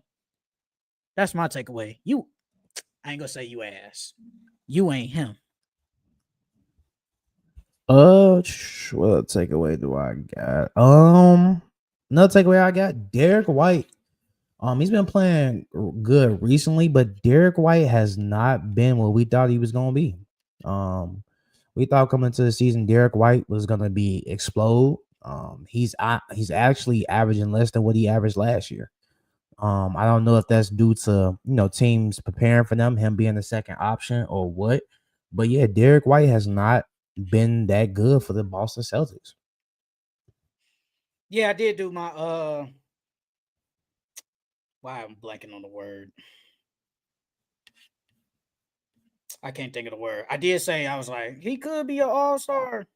He ain't being no damn all-star. No, not playing like this. He's not gonna be no. He's been decent, but he ain't been like what a lot of people thought. Like, because now he was like the third best player, fourth, whatever. Now he's the number 2 option. Then it's been different for him. It's definitely been different. The Celtics, with the Celtics overall, they're average. They're better than what the records say, but they are average. They're average. Like they're not like gonna win no championship. They're probably a first round bouncer, we're being honest. Like the team ain't really that good. I feel bad for Anthony Simons though, because I feel like he's obviously better than what he is now, but it's like he's on the bench, and it's like I feel like if he was somewhere else starting, we could see what he was in Portland. Like I feel bad for him because low-key, this might tank his market. No, it definitely will. This might tank his market, and I feel bad because he was always good with the Blazers, hooping, but now he in this reduced role. Like whatever some people think, like Anthony Simons, Peyton Pritchard, I would probably say Simons better, but it's like I just feel bad because he should be doing better than this. My other takeaway: the East ain't weak, but that bottom East is terrible. Brooklyn with 2 wins. That game against the Wizards tells me everything I need to know. I said the Wizards are gonna win at least 20 games. They ain't winning 20 games, bro. I'm sorry. I take that back. I take that back, bro. They're not winning 20 games. You got blew out by the Nets. It wasn't even competitive. You got blown out by Michael Porter Jr. Come on, bro. Like, y'all ain't that bad. Bro, they have lost 12 in a row. They suck. Look, man, Sarr is killing. Keyshawn George is playing decent. Bilal is playing okay, but they still bad. I feel like they are, bro, they be low-key. If you, like, even look at a game, bro, that looks like a team that's trying to tank. Bro, they'll be decent. Then they just find ways to do stuff and then just lose. I wonder who they're trying to go get. I wonder who they trying to go get because, Peterson, if you go get him, ain't no point in getting him. You got Keyshawn. You can go get the Boozer. You can go get Boozer. But you got, unless you want to pair him with Alex Sarr, or you can go get AJ. Get you a bona fide. AJ, the only one that could probably, fit well with them. Because he could be your superstar. They want one of those 3. They don't even care, bro. Bro, they be losing. The Pacers, 2-13. They won the game. It looks like I'm gonna win that bet, y'all. I know we early, but somebody told me the Hornets. Somebody told me the Hornets was gonna have more wins than the Bulls. Boy, I'm not worried about the Bulls. The Bulls, y'all lost to the Pacers. Look, go ahead. Keep believing in the Bulls. Go ahead. Go ahead. As soon as they gonna let you down. They gonna let you down. It's a friendly bet. They gonna let you down. I ain't worried. We still got a bunch of games to go, brother. You guys lost to the freaking Indiana Pacers. That's fine. No, that's not. What you say about the Pacers? That's not fine. That's not fine. You told me the Pacers was gonna be a good team, even without Tyrese and Miles Turner. They still might make the playoffs. You said all that shit earlier. They might make the play-in. You said all that shit. So Don't take it back now and say the Pacers are butting now. I did not. Hold on.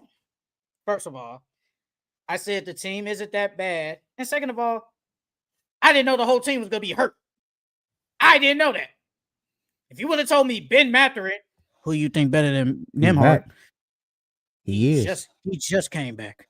If you would have told me Nembhard, Mathurin, Aaron Nesmith, Obi Toppin, if you would have told me all those players were going to be hurt and miss hella time, I would have never picked them.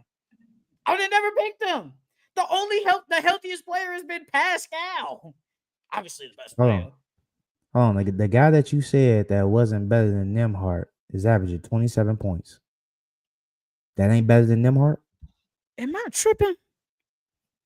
You know it's only like a 4-game sample size, right? And in that 4 games, he's been playing way better than Nembhard.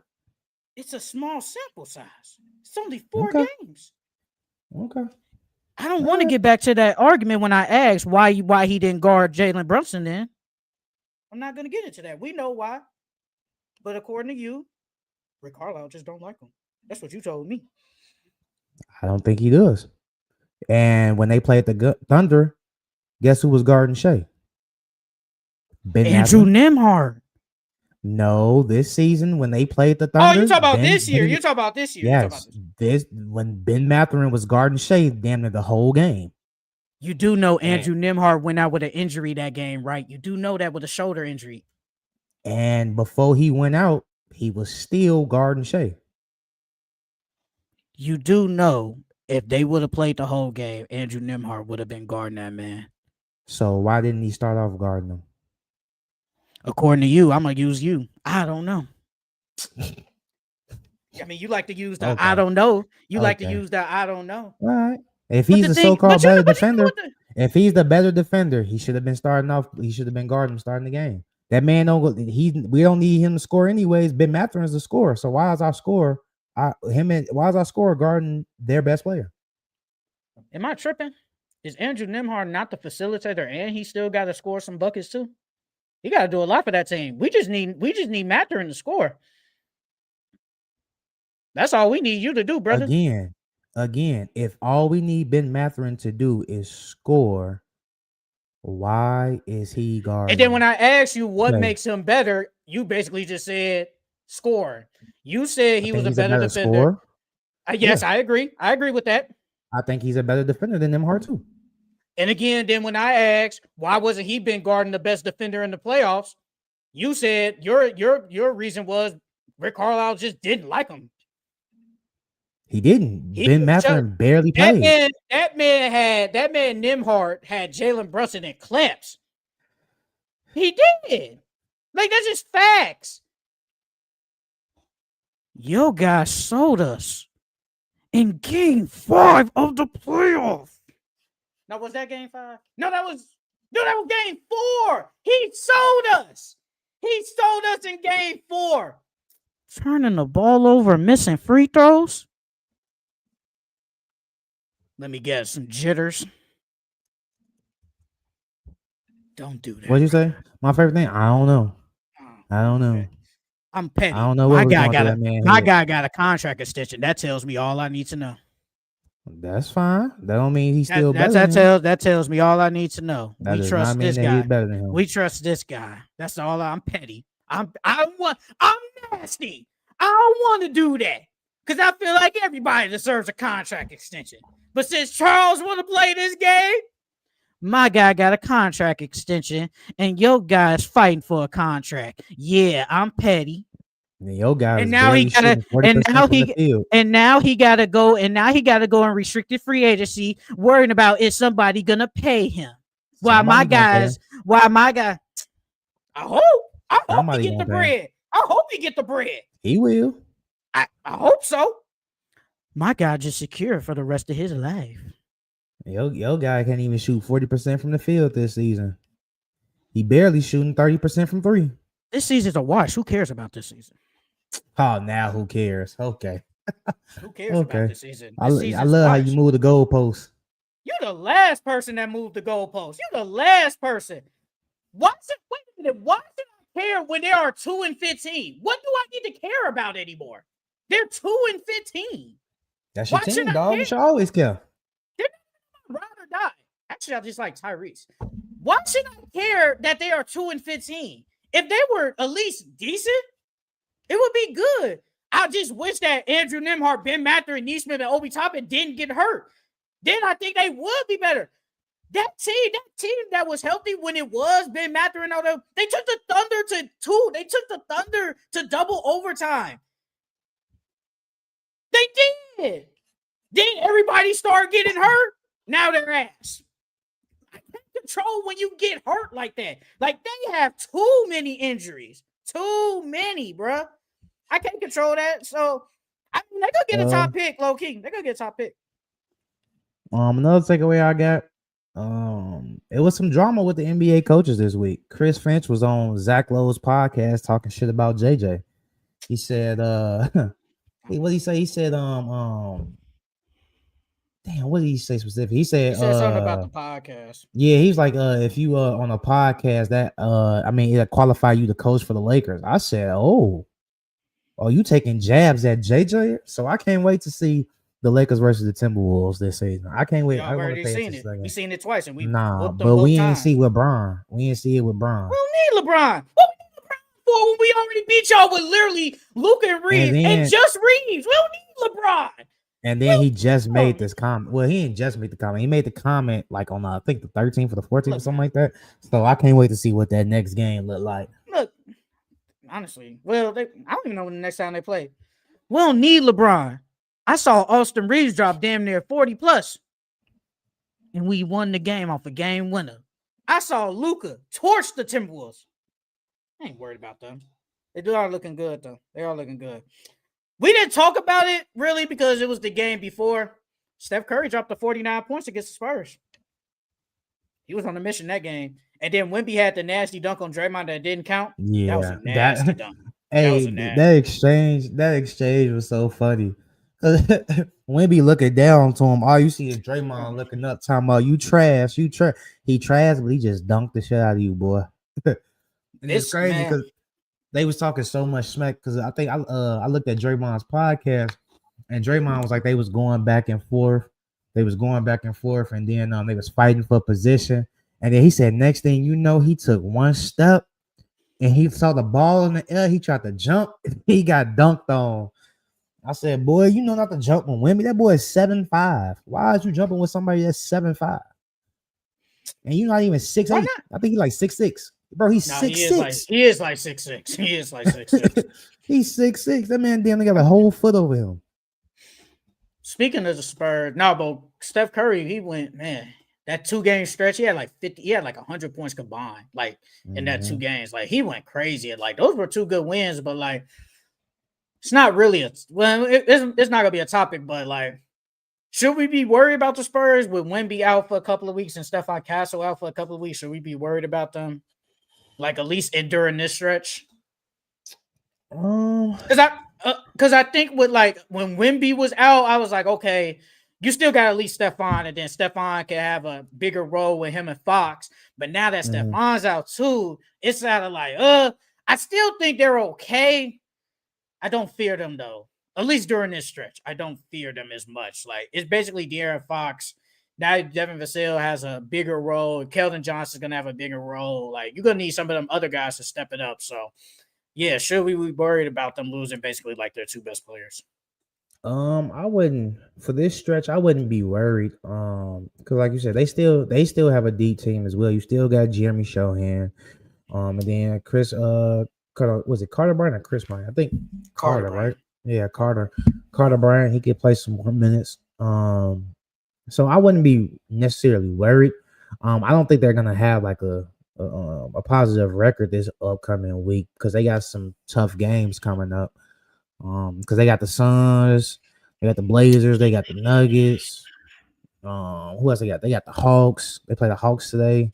So they got a bunch of tough opponents coming up. They play the Timberwolves. So yeah, this stretch might be a little hard for them, but I wouldn't be too worried. I'm a little worried because can any of those other guys outside De'Aaron Fox step it up? That's what I want to see. Can Devin Vassell, can he give you probably at least 18 or 20 consistent night? We're going to need Keldon to give you probably 15 a night. Jeremy Shohan, like, they were just in a battle with the Memphis Grizzlies. Like, they're not a good team. Like, they're just not. Like, I think that's a team, like, obviously you don't have your two best players, but it's like, that should have been at least a convincing win, and it wasn't. Like, it was a battle. Shit, they should have won the game with the Warriors, but De'Aaron Fox sold down the stretch. Was it hit? So it's De'Aaron Fox that they lost that game. I wouldn't say it's his fault, but he definitely missed a bunch of clutch. Well, he's a clutch player, but he missed some. He missed like 2 middies. He missed a floater. Like, he missed some clutch shots. He should have gave it to Wemby. Yeah, I would have. He's the biggest mismatch, but I feel like they think De'Aaron Fox is their closer. Rightfully so. He's done it before. He's earned that right. But I would have gave it to Wemby. Wemby's the biggest mismatch out there. Who gonna stop him? You got Draymond Green on him. You just seen him duck the shot of Draymond. Give it back to him for game. Hey, man, there's some people worried about that Wemby offense, man. I'm not worried about it, but there are some people, man, worried about that offense. But yeah, I'm a little worried, but I think they should be okay. It just sucks that Wemby's hurt again. It sucks that a lot of these players, like, we got a lot of stars out. Like, we got Paolo, we got Ja, Giannis. Like, we got a lot of stars. J-Dub. I don't even count him. He been out forever. He ain't making no All-NBA team either. Damn, that sucks. Nah, he not. He ain't I think he can only miss like 2. Well, he probably gonna miss these games too, but he's missed. I think he's only missed like 2. Yeah, he missed like 2 more games. 15. My math sucks. He can only miss like 2 more games. He's gonna miss 2 more games. He ain't making All NBA. But he probably don't care. He just want to win. But yeah, it's a lot of stars. Like, and then you see Ja Morant out. Like, he's out for like a couple of weeks with a what is it? A calf injury. It's like, damn. Like,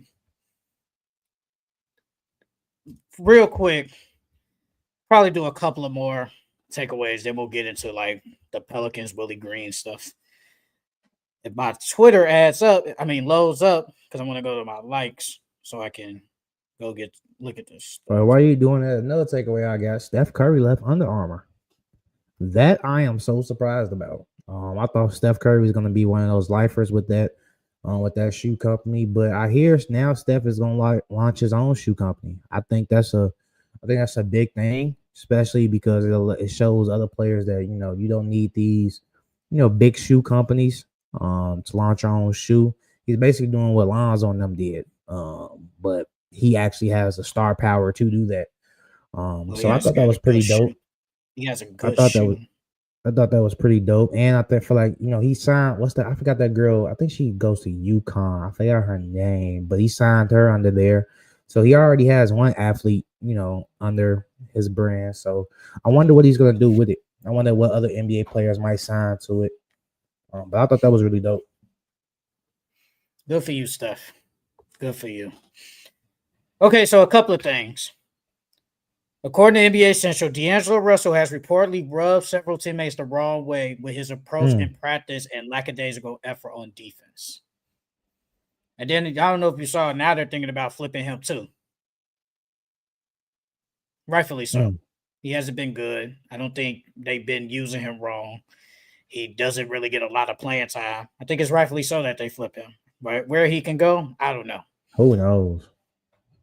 I think he just needs to go to a team like that could just help you with a playoff stretch.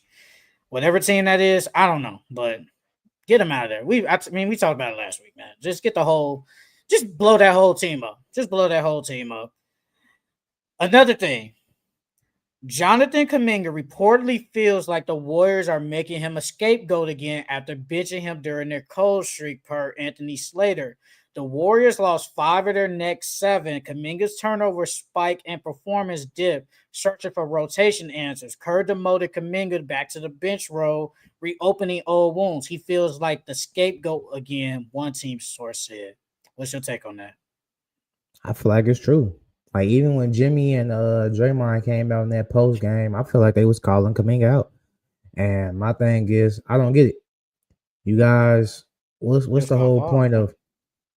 what's the whole point of going bigging him up after he signed that contract, saying that he's playing good and he's doing what he needs to do, and then now you throwing him under the bus? Like, if that's the case, bro, just get rid of this man. Like, what's the point of all this? Y'all tanking his value, y'all tanking his career, and y'all basically trying to they doing career suicide, in my opinion, because once a player gets a stigma or or something on their name, it sticks. Just like DeMarcus Cousins. Everything that's when he got his attitude together, it didn't matter because they known him as a guy with an attitude problem, and that's a cancer in the locker room. So I feel like they doing the same thing with Kuminga. I feel bad because we were both shocked in the beginning that first game that they started him, and he played a lot of minutes. And then earlier in the season he's playing a lot of minutes. He's actually one of their best players. He's hurt now, but he is back to the bench role. But it's like you guys kind of need to play him. And just looking at the Warriors, sometimes I don't even know what they're doing, like what Steve Kerr is doing. Like, I get it. Richard, he's playing decent. It's not better than no damn Kuminga. Be serious. Like, you're not. Just not. Moses Mooney, who had a great game against the Pelicans, not better than him. It's not. So you telling me those guys deserve some more minutes over Kuminga, who is probably your best young player, your most athletic player on the team?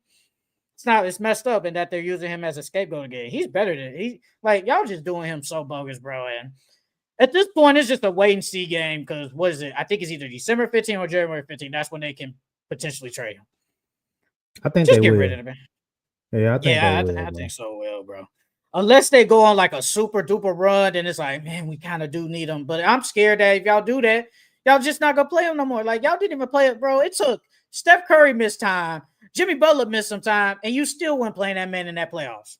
Like, what we doing, bro? Like, I feel so bad for him, bro. Y'all doing him bogus. Career suicide. Damn, man, you damn near might be right, low key. I think they might, I hope, but I think they might flip him to the Kings. And if they flip him to the Kings, I wonder who they're gonna try to. I wonder if they're gonna either go for Zach or if they're gonna go for Sabonis. That team's so ass. Now, who else you gonna put in that trade though? That's the thing. You gotta add some more people in that trade. Unless they do like a 3-team trade or something like that, like because they ain't got enough people that make enough money on that team to besides Kuminga, to really go in that trade. Another thing, you might like this. The current trade price for Lauri Markkanen per Zach Lowe, Jaden Ivey, Ron Holland, Tobias Harris, 4 picks, and 4 pick swaps. You are the Detroit Pistons guy. I'm not snatching your medal. I'm not snatching your chain today, brother. You can keep it for today. You can keep it for today. I'm just playing. As the Pistons guy, would you do this for Lauri Markkanen? Seeing that the Pistons are best in the East, they looking like a team that could make a super duper deep run in the East. Would you make that trade for Lauri Markkanen? Let me see what that man's contract look like. How many years he got left? I think he got like 3 years left. He got like 3 years left? I think so. I think he has 3 years left because he just signed that deal like last offseason. So I think he has 3 years left. I think. Yeah, he signed the contract extension in 2024. And it was 5 years. It was 5 years.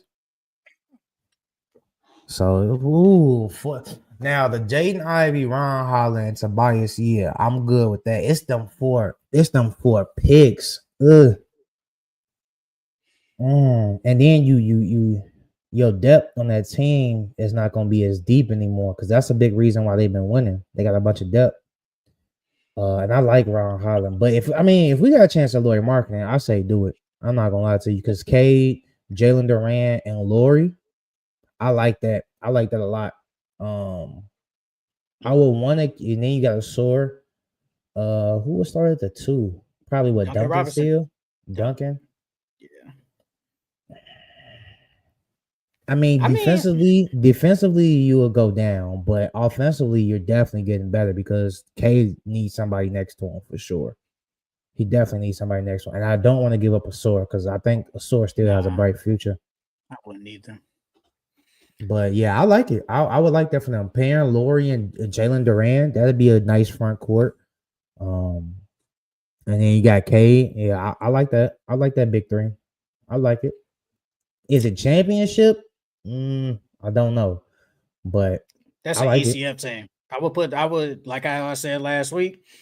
But I said I still got the Cavs and the Knicks. I said if they did this, I would put them low key as an ECF. Like they could damn near make it. I'm not gonna lie. Like with that move.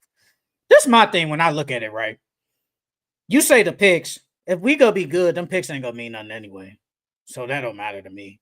Like you're damn like hypothetically, like you're probably gonna if you get him, obviously Kane gonna be there.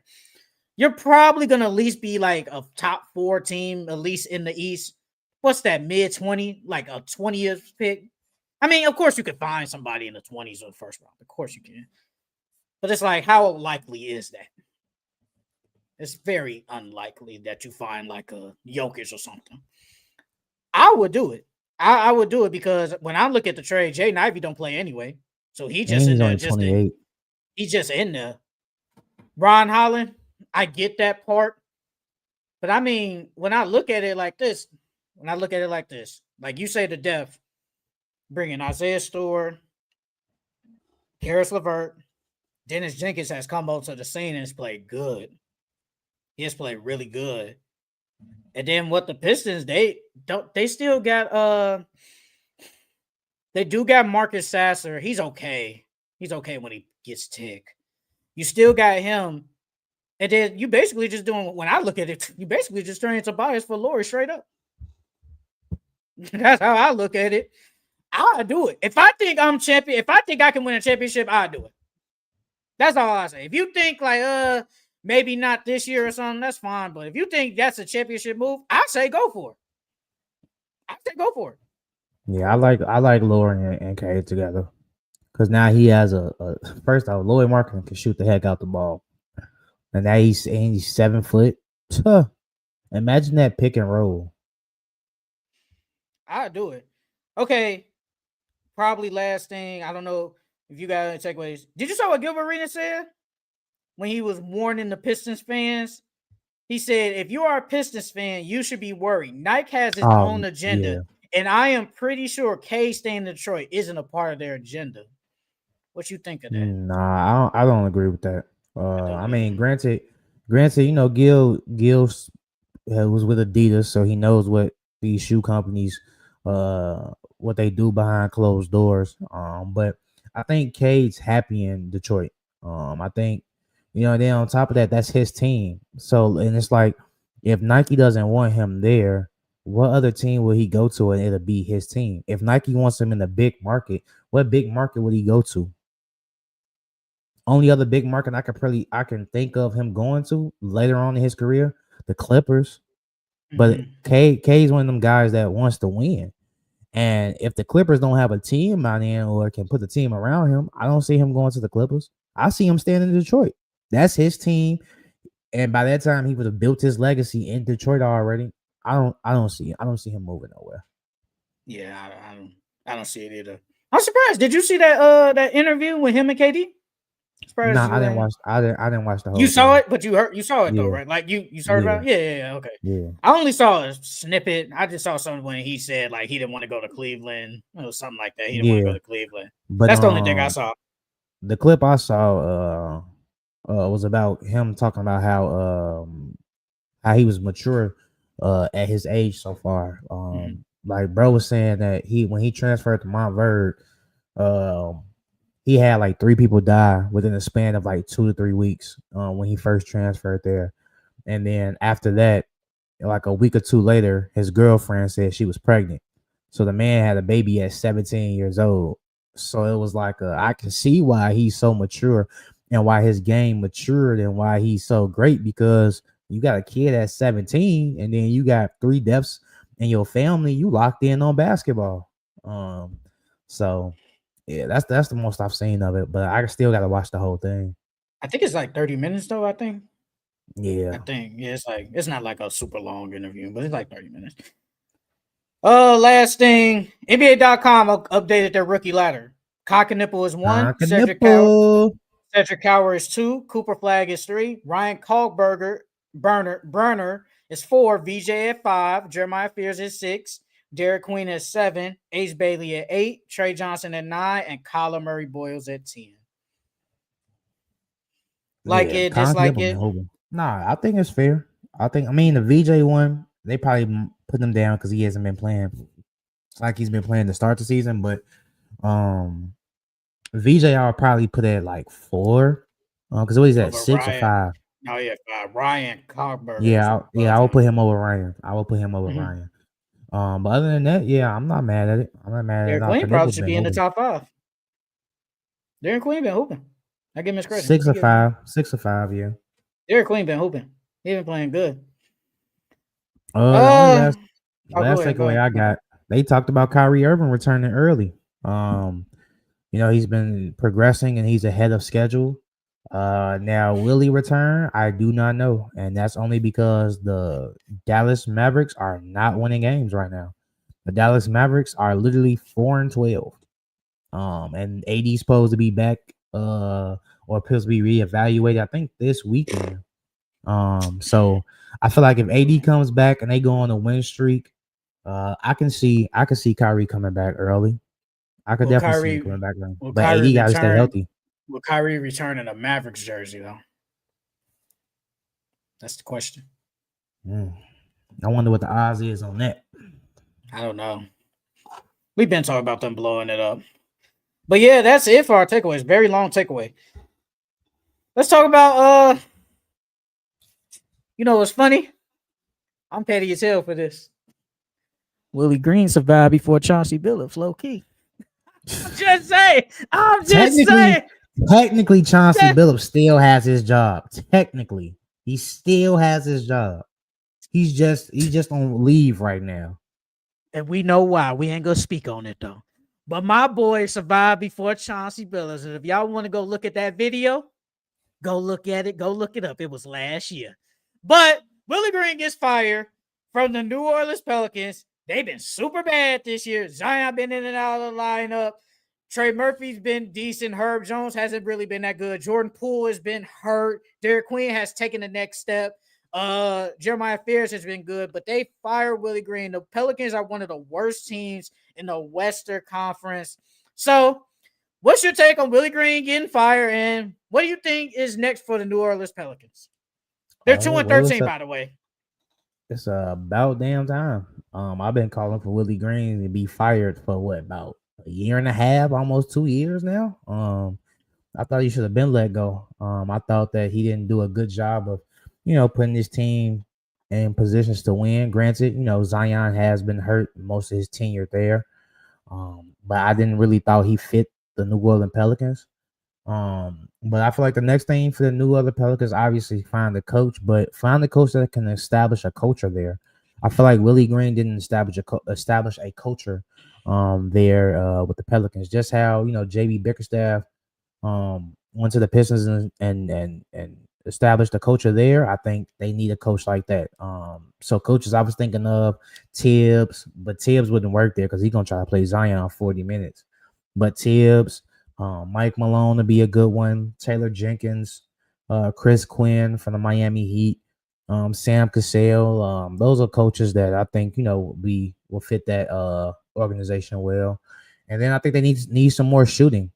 Looking at that game against the Denver Nuggets, Zion doesn't shoot the ball from 3. Derek Queen needs to work on his 3 ball. And other than that, they don't really have any shooters. They have Jordan Hawkins, but he doesn't play any defense, so it's hard to play him. And then you got Trey Murphy.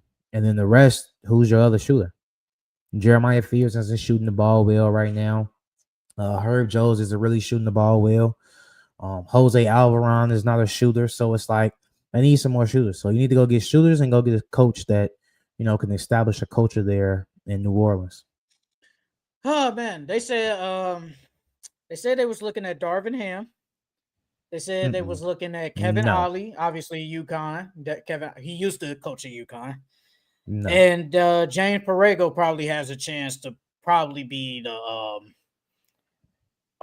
did I say Borrego? Yeah, Borrego. James Borrego, he might have a chance to keep the job full time if he does a okay job with the Pelicans. Mm-mm. So those are really the only three that I saw that was reported. From the Pelicans, for Willie Green, yeah, we knew it was time. We knew he was gonna get the boot. I was like, yeah.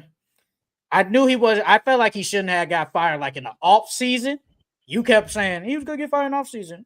Understandable. But I'm like, he's not. I'm like, he's not gonna get fired in off season. I said he probably get fired in the middle of the season. If they're playing bad, which they are, he's gonna get booted. Like it was gonna happen. Like he was gonna get fired. They got him booted. You said last week. They didn't even introduce the man name. That's ultimate pettiness. That's just saying, yeah, we don't mess with you, brother. Like we don't even announce your name. And nobody even goes to the games. Like they don't even like them. They're just there. Bro, that stadium is empty. They don't even like them. They just there. They love the Saints, but do they like the Pelicans? They don't love the Pelicans. I think they just got a basketball team. Honestly, bro, they should just blow it up. Blow it up. I don't honestly think James Borrego should stay the coach, bro. He's been a coach with the Charlotte Hornets when he was with the Charlotte Hornets for 4 years, and he only had one winning record, and he was 43-39. Other than that, he had a losing record every. He had a losing record every year. That's true. That's true as well. You ain't gonna be good at LaMelo hurt every damn game, so. But him being there, he didn't even establish a culture. He didn't establish a culture there. What coach there has established a culture? I think Charles Lee is trying to. What he's doing now, he's trying to establish a culture. And so far, I think they've played better basketball than they played last year. I mean, the record doesn't show it, but I think they're playing better basketball than they did last year. But they need a coach. The Pelicans need a coach that can establish a culture, bro. That's the first and foremost thing. I say go with a young coach because if it's me, bro, yeah, you got Zion. Who taking Zion at 39, 42, and 44 million when he gets hurt every year? Jordan Poole, he's going to have a year and a half left. DeJounte Murray, his contract's weird. He has a player option? Oh, God. Woo! They get this man a player option. It's crazy. Player option for 30 and 27, 28. I mean, he's coming off Achilles. Who knows how he'll be? You could do something. You could flip him. Your best asset is probably Trey Murphy. I think you could get a decent amount back for him. I think you get something decent. I know in the offseason they was looking to trade him, but they said their asking price was high. And it's like, brother, be serious. Like, I think they said they wanted like a good player back and like a couple of first. Like, bro, look, no, you're not getting that for him. He's a really good player, but you're not doing it. That's not going to happen. I would say try to flip him. Herb Jones offense sucks. I'm sorry. Like, he's a great defensive player, but his offense is bad. Like, it's just not good. I would try to flip him and then build around Jeremiah Fears and Derek Queen. That's what I would do. Try to start over. You already took the L on giving away your top 3 pick, potentially. You already took the L. Try to get some picks back. Try to get some picks back to finally try to build a culture, like Charles said, that you could get that coach that's probably willing to be like, I'm here for like the rebuild. We got some key pieces at Queen and Fears. Let's do it that way. But that coach got to be on. It can't be no coach that like you name like I think Chris Quinn actually will be better because you name Tom Thibodeau. Tom Thibodeau trying to win. He ain't winning now. Like I think Taylor Jenkins, he would be a good one too. I think Taylor Jenkins will be a really good one if they keep the players. If they keep them, like if they don't trade nobody, I'm cool with that. Like you said, Mike Malone. Nah, I'm okay. I think he wants to win. Like, I mean, you already won. You already won a chip.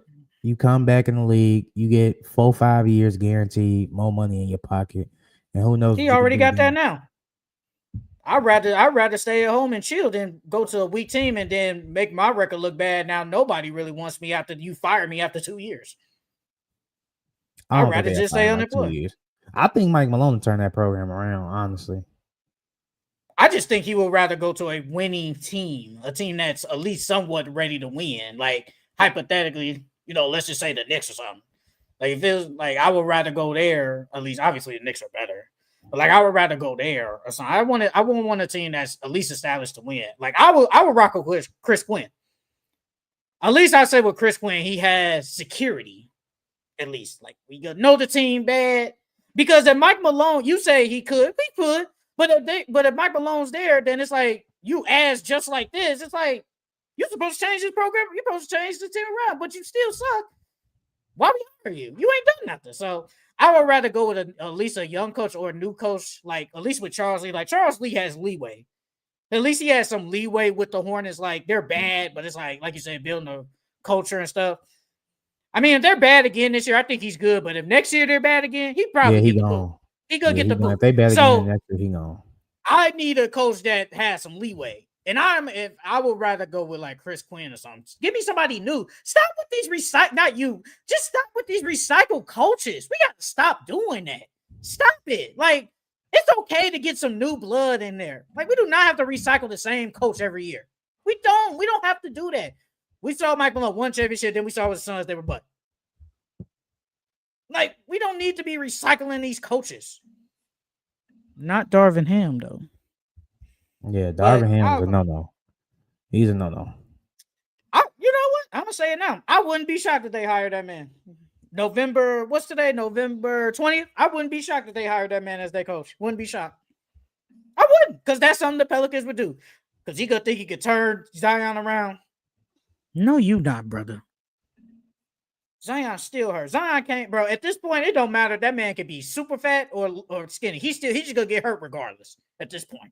And it's the same injuries, hamstring. It's the same injuries, bro. So at this point, bro, if you want this job, you just like if you're a first-year head coach, I always say, like, I feel like, because I think I asked you this question a long time ago. I said, would you rather basically take a head coach's job, like this your first year, like being in like the head coaching cycle?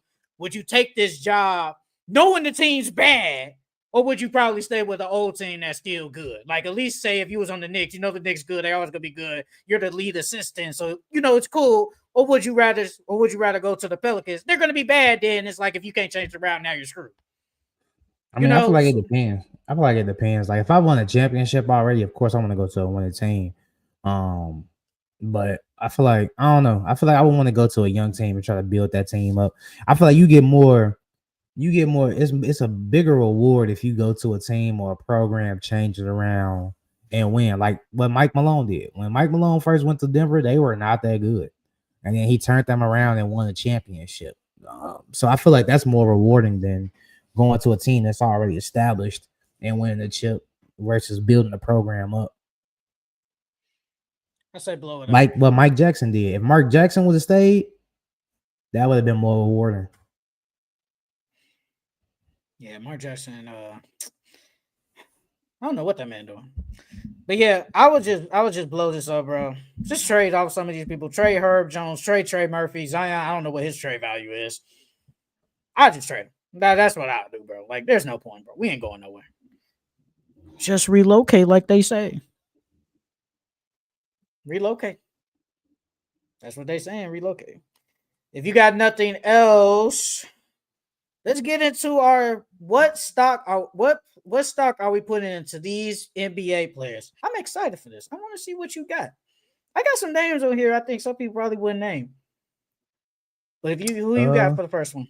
Well, one name I got, Derek Queen. I've been high on Derek Queen since he was in college, before the draft, before the season started. He just had a 30-point game against the Nuggets. So I got a lot of stock into Derek Queen the rest of this season. But after this season, I need Derek Queen to go get in the gym. My man needs to get in better shape, and I need him to work on this jump shot because he has everything else. I think James Borrego told him before the game, he was like, hey, man, like, I know you look up to Jokic, you model your game after Jokic, but this ain't 2K. You got to come out there and impose your will. And I thought he did a decent job of it. But yeah, I just need Derek Queen this offseason to get in the gym, get his body right, become a little bit more athletic, and work on his jump shot. Did you hear what Jokic said about him? Said it reminds me of him. Yeah, he was like, he has some moves. He's definitely crafty. He's unorthodox. Great touch and feel for the game. He's like, it's good to see somebody different. So yeah, I like Derek Queen. I like his game a lot. He low key remind me of Boogie a little bit. Like because they can both dribble, they can pass, they both physical. And they both got that I don't back down from nobody mentality. He remind me of Boogie a little bit. You gotta stand on this. Because you said you would trade that pick for basically to get him. You gotta stand on this. Oh yeah, I believe in Derek Queen. I've been saying that from the get-go. No, you have. You just gotta stand on it. You said you trade that top pick. You just, yeah, I mean, you damn near got no choice. Damn near got no choice. You when have you ever heard me go back on my word? When have you ever heard me go back on something? I don't know. I'm not gonna lie. I don't know. I never say you would. I'm just saying you just gotta stay on. You just gotta. You gave it. Just got no choice. You say you would trade that. You said it's worth trading that pick for Derek Queen, basically. So you just gotta stand on it. You got no choice. Yeah, granted that the Pelicans are fucking injury prone. You knew this. Don't forget. I did say that. I did say, barring injuries. You knew the best player gets hurt all the time. You knew that. You said this is Zion's bounce back year. Well, this is when we get a healthy Zion. That's what you said. I did say that. And so far I'm wrong on that. But you still knew that. You Joe Dumars, you damn near backed Joe Dumars on trading that pick. I did. I know. That's why I say you damn near got no choice. But I got a play in here. I think a lot of people don't have him. I put some stock in him, bro. And who would have thought I put some stock in this player, bro? Now, could I take some stock out of him later down the line? Probably. But for now, Dillon Brooks. I'm putting some stock in Dillon Brooks. Dillon Brooks, 20 points so far, 45% from the field, 33 from the three. They ain't the best, but Dillon Brooks is low-key been playing decent basketball. He do be doing a lot of isolations. I don't know who the hell he think he is, but hey, he out here scoring. Dillon Brooks, hey, he one of the reasons why the Suns are 9-6 in the West. I gotta give him some credit. He is kind of hurting me because I got Book in fantasy and he be ball hogging, but that ain't the point. For this topic specifically, Dillon Brooks has been playing really good. I'm putting some stock in Dillon Brooks, low key. So even Devin Booker shouted him out during a post game. He was talking about how he helped build cultures every team he's been on. So the next person I got Cedric Coward. I got Cedric Coward. Coming out of college, he only played, I think he was like 2 or 3 games, and then he got hurt. But he's looking like the real deal. People are comparing him to Kawhi. Even Draymond Green said he's seen similarities in him and Kawhi, like because they have like the same measurements almost. I think Kawhi is just like an inch taller, but other than that, they got the exact same measurements. But Cedric Coward has been a bright spot for the Grizzlies, so I believe in him, and I got stock in him for the rest of the season.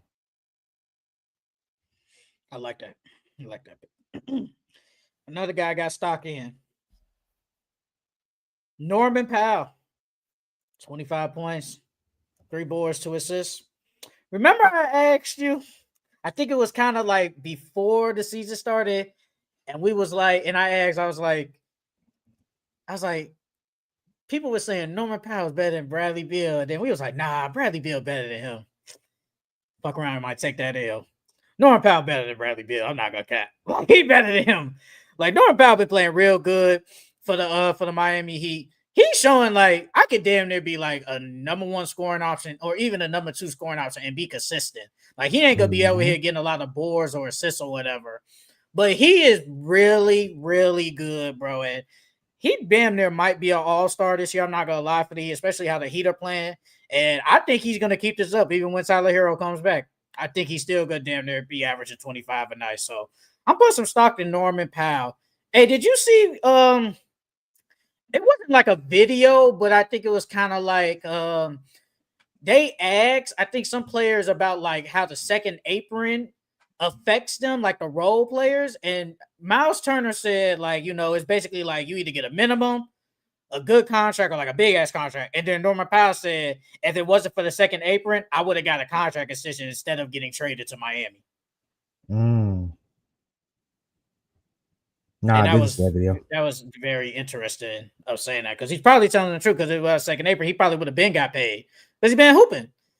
He was hooping last year, even though Kawhi won there majority of the year. He was still playing good, and he probably could have got a contract extension, but they couldn't pay him, so they had to trade him.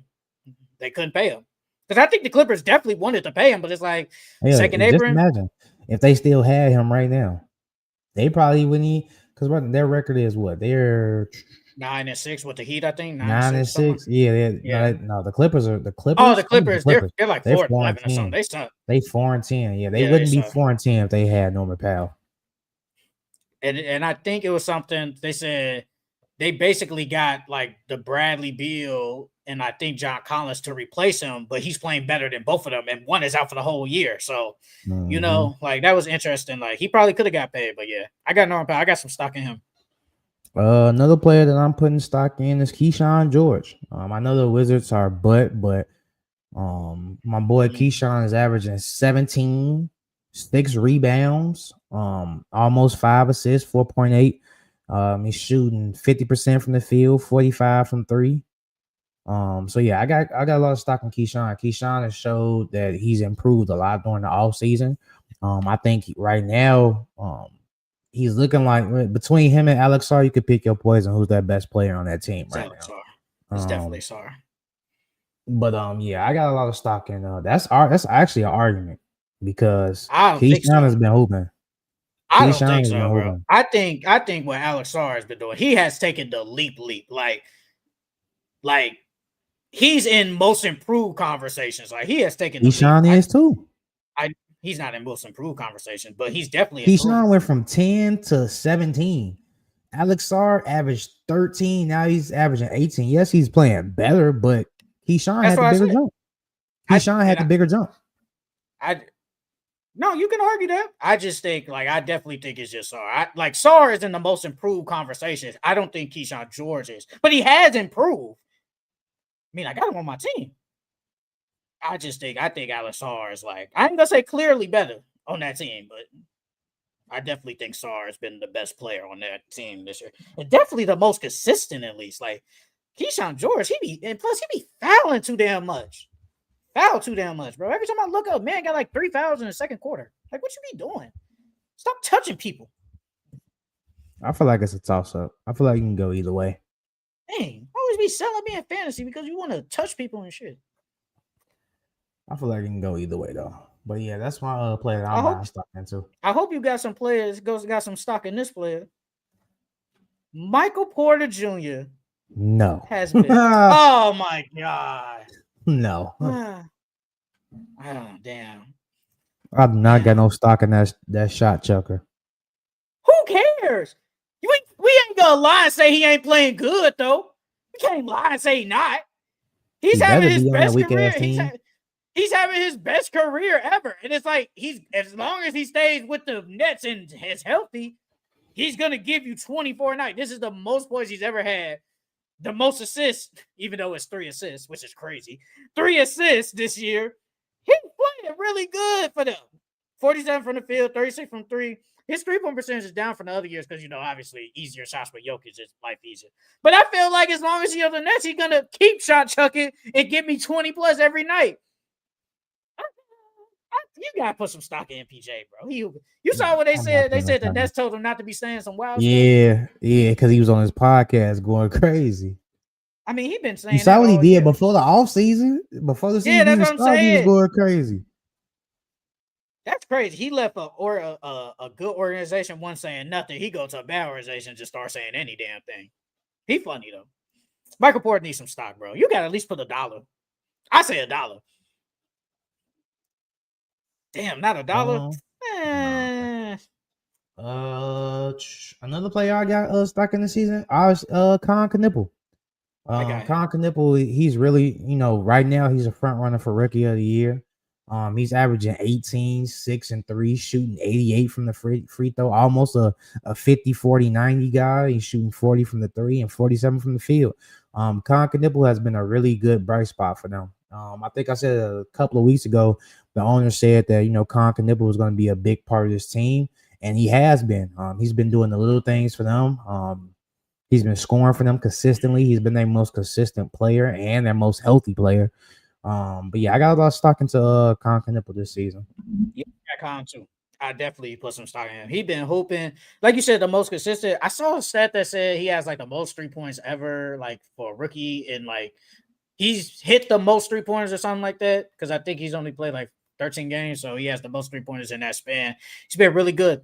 He's been really good. I told you, these rookies do not look like rookies, bro. You have been saying They that. do not. You They do have not. been saying that. I ain't gonna lie. He low key been their best player all year.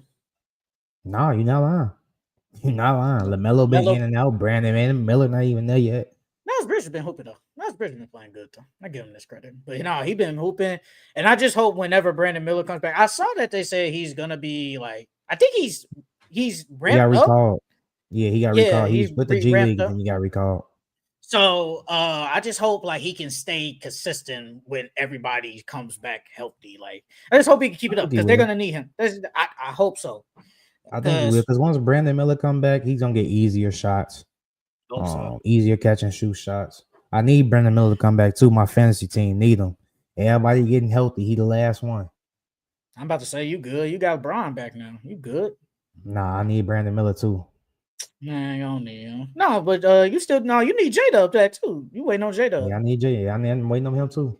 Kyrie, man, at this point, whatever. Like if the Mavericks, I need the Mavericks to play well so he can come back.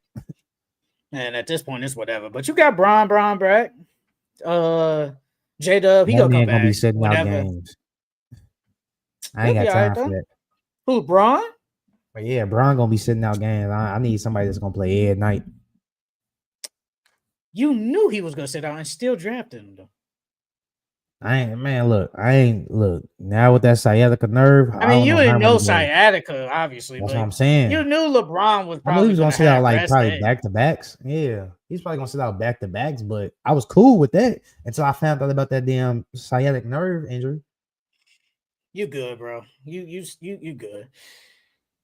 Nah, no Michael Porter. I still think you should put $1 in. I hope you got him on here. I pray you. I hope you got Denny Avnia. Yeah, we gotta have okay. Thank my boy Denny. Okay. We both got Denny. I'm about to say Denny 25, 65, 48 from field, 37 from three. He been their best player on that team for the Blazers. Even though the Blazers ain't been good recently, he has helped them look more relevant. Like this year, he's been doing everything for the Blazers. Like even yesterday, I think he had like a 30-point triple-double against the Bulls. Like Denny Avdia has been playing some real good basketball, and I think he got a chance of making an All-Star team. I think he has a legit chance of making an All-Star team this year for like the world team and stuff like that. He's been playing some real good basketball, just handling the ball, defense, able to score. Like he's doing a lot for the Blazers. So Denny Avdia, got some stock in him this year. Thank you. We both got Denny. Next player that I got stock in, Ace Bailey. I know Ace Bailey has had a slow start to the season. But I see the flashes. The flashes, they show superstar, they show star.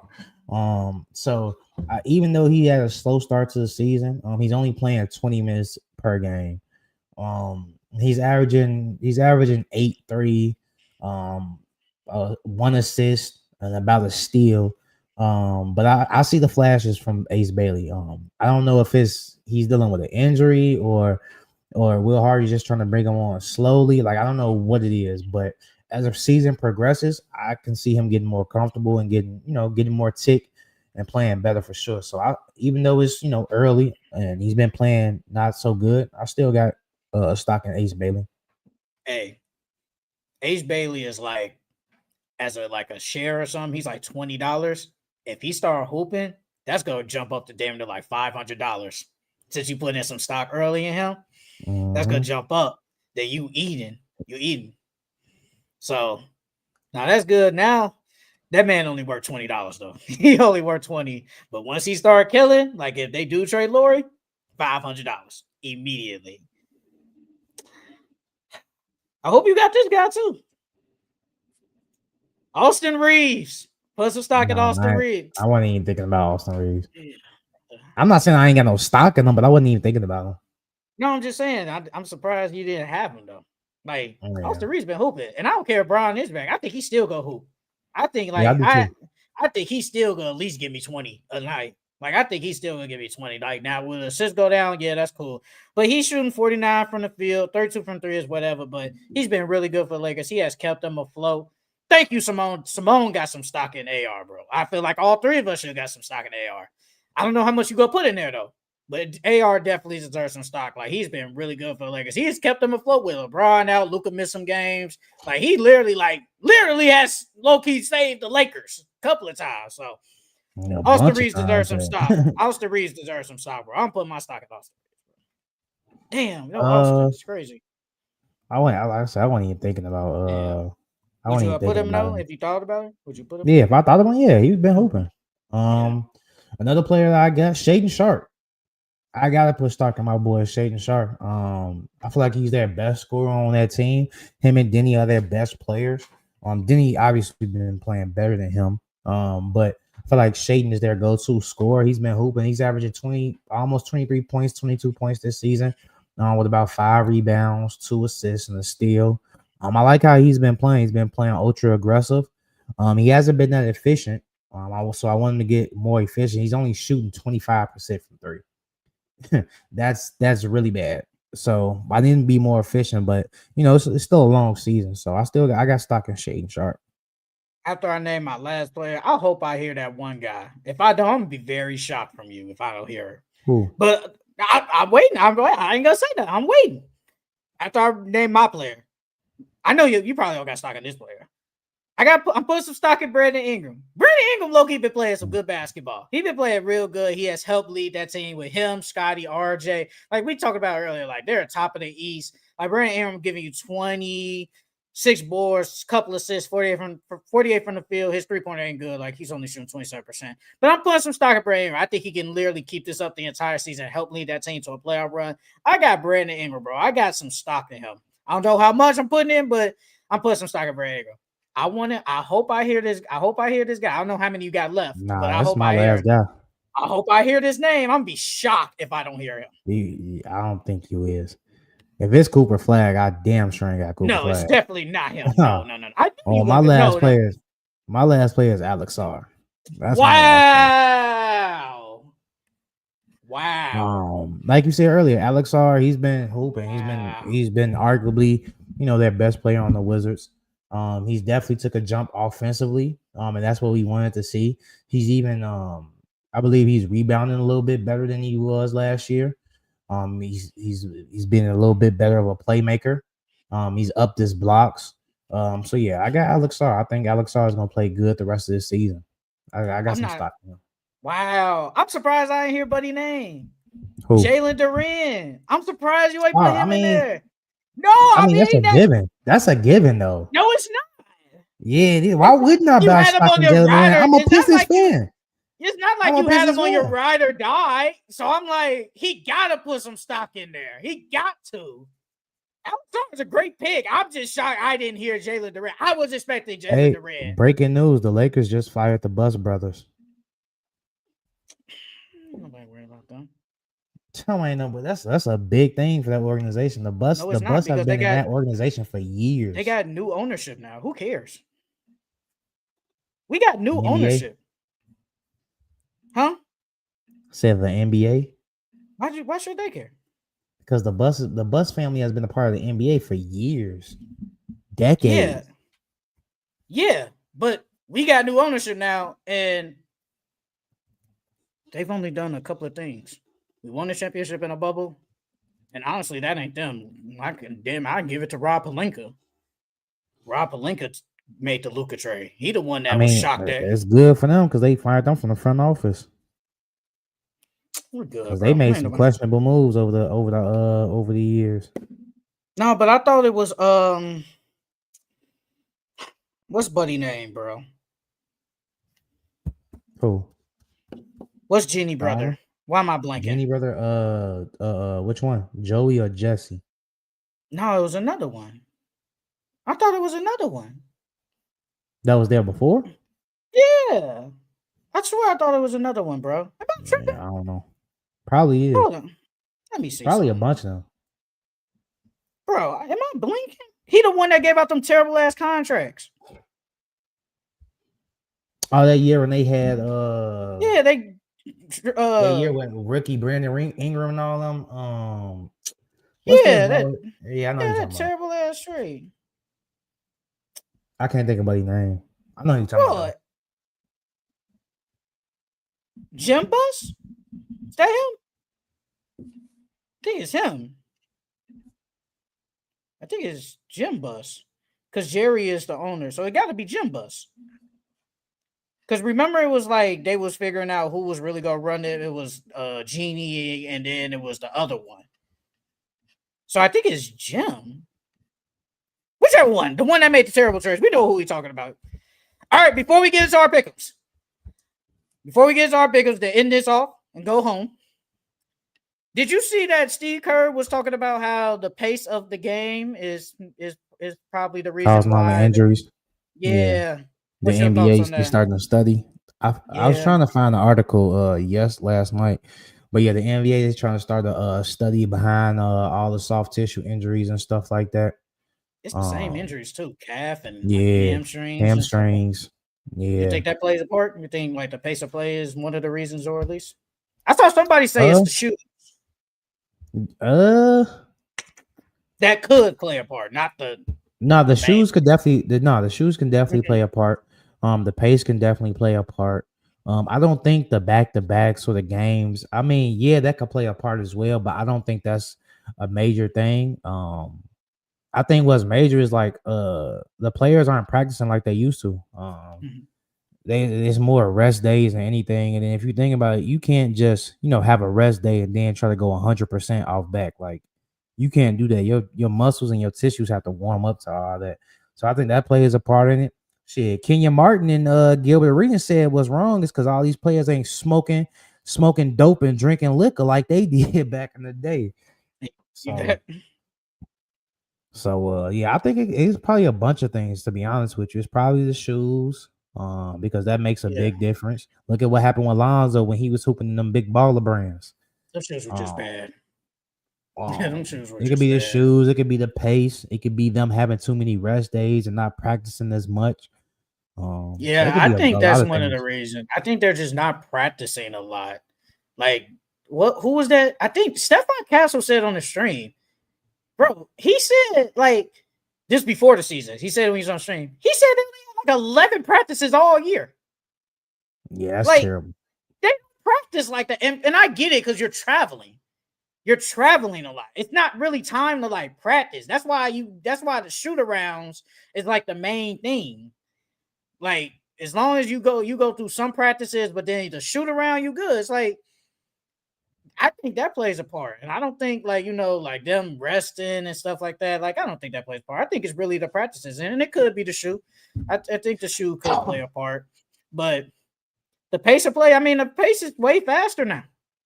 It's way faster now. Like, teams scoring 100 plus every game. Like, back in the 80s and stuff, 100, 130 was like, whew. Shit, even the 2000s. Well, that was a prolific offense right there.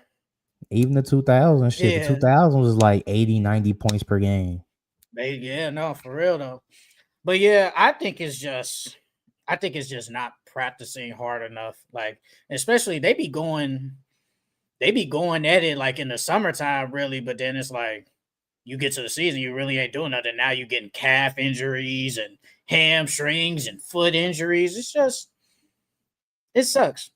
Hey, you think back in the day, you think someone like those big men or like any of those players had like the skills of, say, like a Jokic? They just couldn't do it because they were basically like stuck to being a back to down big and just stay in the paint and all that. You think that, and coaches just wouldn't do that? Sabonis pops. Oh yeah, Arvydas Sabonis. Yeah. Yeah, he was like that. I think a lot of, well, I ain't gonna say a lot, but I think it was some bigs out there that had the skill set of Jokic, but that time and era was different. Shaq and Dwight. Dwight says Van Gundy didn't even want him to dribble the ball. Same thing with Shaq. Like, Shaq could dribble. I ain't upset at that. Shaq could dribble. Dwight could dribble, but they coaches didn't want them to dribble. So I feel like it was a bunch of players back in the day that could do a lot of stuff that, that era didn't allow. Shit. When I be hooping with some of the old heads, they said back in the day the point guards wasn't even allowed to shoot. You just have to facilitate the basketball. You know what I'm Yes. saying? Even if he was like, man, he told me, he said, even if I was wide open, my coach wanted me to pass the ball. And he could shoot. So he was like, it was a different era back then. I know I didn't bring up nobody's super chats. But last one is just Drake May MVP. But yeah, my bad for not bringing up nobody like not super chats, but just chats in general. All right, man. Let's get through these pick'ems. NBA pick'ems, Pacers, NBA Fridays games, Pacers at the Cavs. Cavs. Give me the Cleveland Cavaliers, Nets and the Celtics. Celtics. Give me the Boston Celtics, Wizards and the Raptors. Raptors. Give me the Toronto Raptors, Heat and the Bulls. Heat. Give me the Chicago Bulls, Pelicans and the Mavericks. Doodle Bowl. Mavericks. Give me the Dallas Mavericks, Timberwolves and the Suns. T-Wolves. Give me the Phoenix Suns, Nuggets and the Rockets. Rockets. Give me the Denver Nuggets, Thunder and the Jazz. Thunder. Give me the OKC Thunder, Trailblazers and the Warriors. Blazers. Give me the Golden State Warriors, NBA Saturdays games, Clippers and the Hornets. Clippers. Give me the LA Clippers, Knicks and the Magic. Good game. I'm going to go Magic. Give me the New York Knicks, Hawks and the Pelicans. Hawks. Give me the Atlanta Hawks, Wizards and the Bulls. Wizards. Give me the Chicago Bulls, Pistons and the Bucks. Pistons. Give me the Detroit Pistons, Grizzlies and the Mavericks. Mavs. Give me the Dallas Mavericks, Kings and the Nuggets. Nuggets.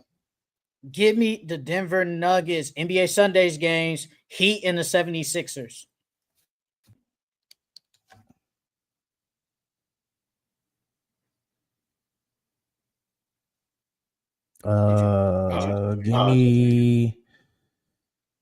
Give me the 76ers. Give me the Philadelphia 76ers, Hornets and the Hawks. Hornets. Give me the Atlanta Hawks, Magic and the Celtics. Magic. Give me the Boston Celtics, Clippers and the Cavs. Give me the Cavs. Give me the Cleveland Cavaliers, Nets and the Raptors.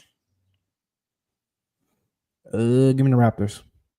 Give me the Toronto Raptors, Blazers and the Thunder. Thunder. Give me the OKC Thunder, Spurs and the Suns. Spurs. Give me the Phoenix Suns, Lakers and the Jazz. Lakers. Give me the LA Lakers, NBA Mondays games, Pistons and the Pacers. Pistons. Give me the Detroit Pistons, Cavs and the Raptors. Raptors. Give me the Toronto Raptors, Knicks and the Nets. Knicks. Give me the New York Knicks, Mavs and the Heat. Give me the Mavs. Give me the Miami Heat, Nuggets and the Grizzlies. Nuggets. Give me the Denver Nuggets, Blazers and the Bucks. Blazers. Give me, Giannis ain't come back. Give me the Portland Trailblazers, Bulls and the Pelicans. Pelicans. Give me the Chicago Bulls, Rockets and the Suns. Rockets. Give me the Houston Rockets, Jazz and the Warriors. Warriors. Give me the Golden State Warriors, Timberwolves and the Kings. T-Wolves. Give me the Minnesota Timberwolves, NBA Tuesdays games, Hawks and the Wizards. Give me the Wizards. Give me the Atlanta Hawks, Magic and the 76ers. Give me the Sixers. Give me the Orlando Magic, Clippers, and the Lakers. Lakers. Give me the LA Lakers. And then finally, NBA Wednesday's game, no Thursday because Thanksgiving. Pistons and the Celtics. Pistons. Give me the Detroit Pistons, Knicks, and the Hornets. Knicks. Give me the New York Knicks, Bucks, and the Heat. Heat. Give me the Miami Heat, Pacers, and the Raptors. Raptors. Give me the Toronto Raptors, Timberwolves, and the Thunder. T-Wolves. Give me the OKC Thunder, Grizzlies, and the Pelicans. Pelicans. Give me the Memphis Grizzlies, Rockets, and the Warriors. Rockets. Give me the Houston Rockets, Spurs, and the Blazers. Spurs. Give me the Portland Trail Blazers, and finally, Suns and the Kings. Kings. Give me the Phoenix Suns.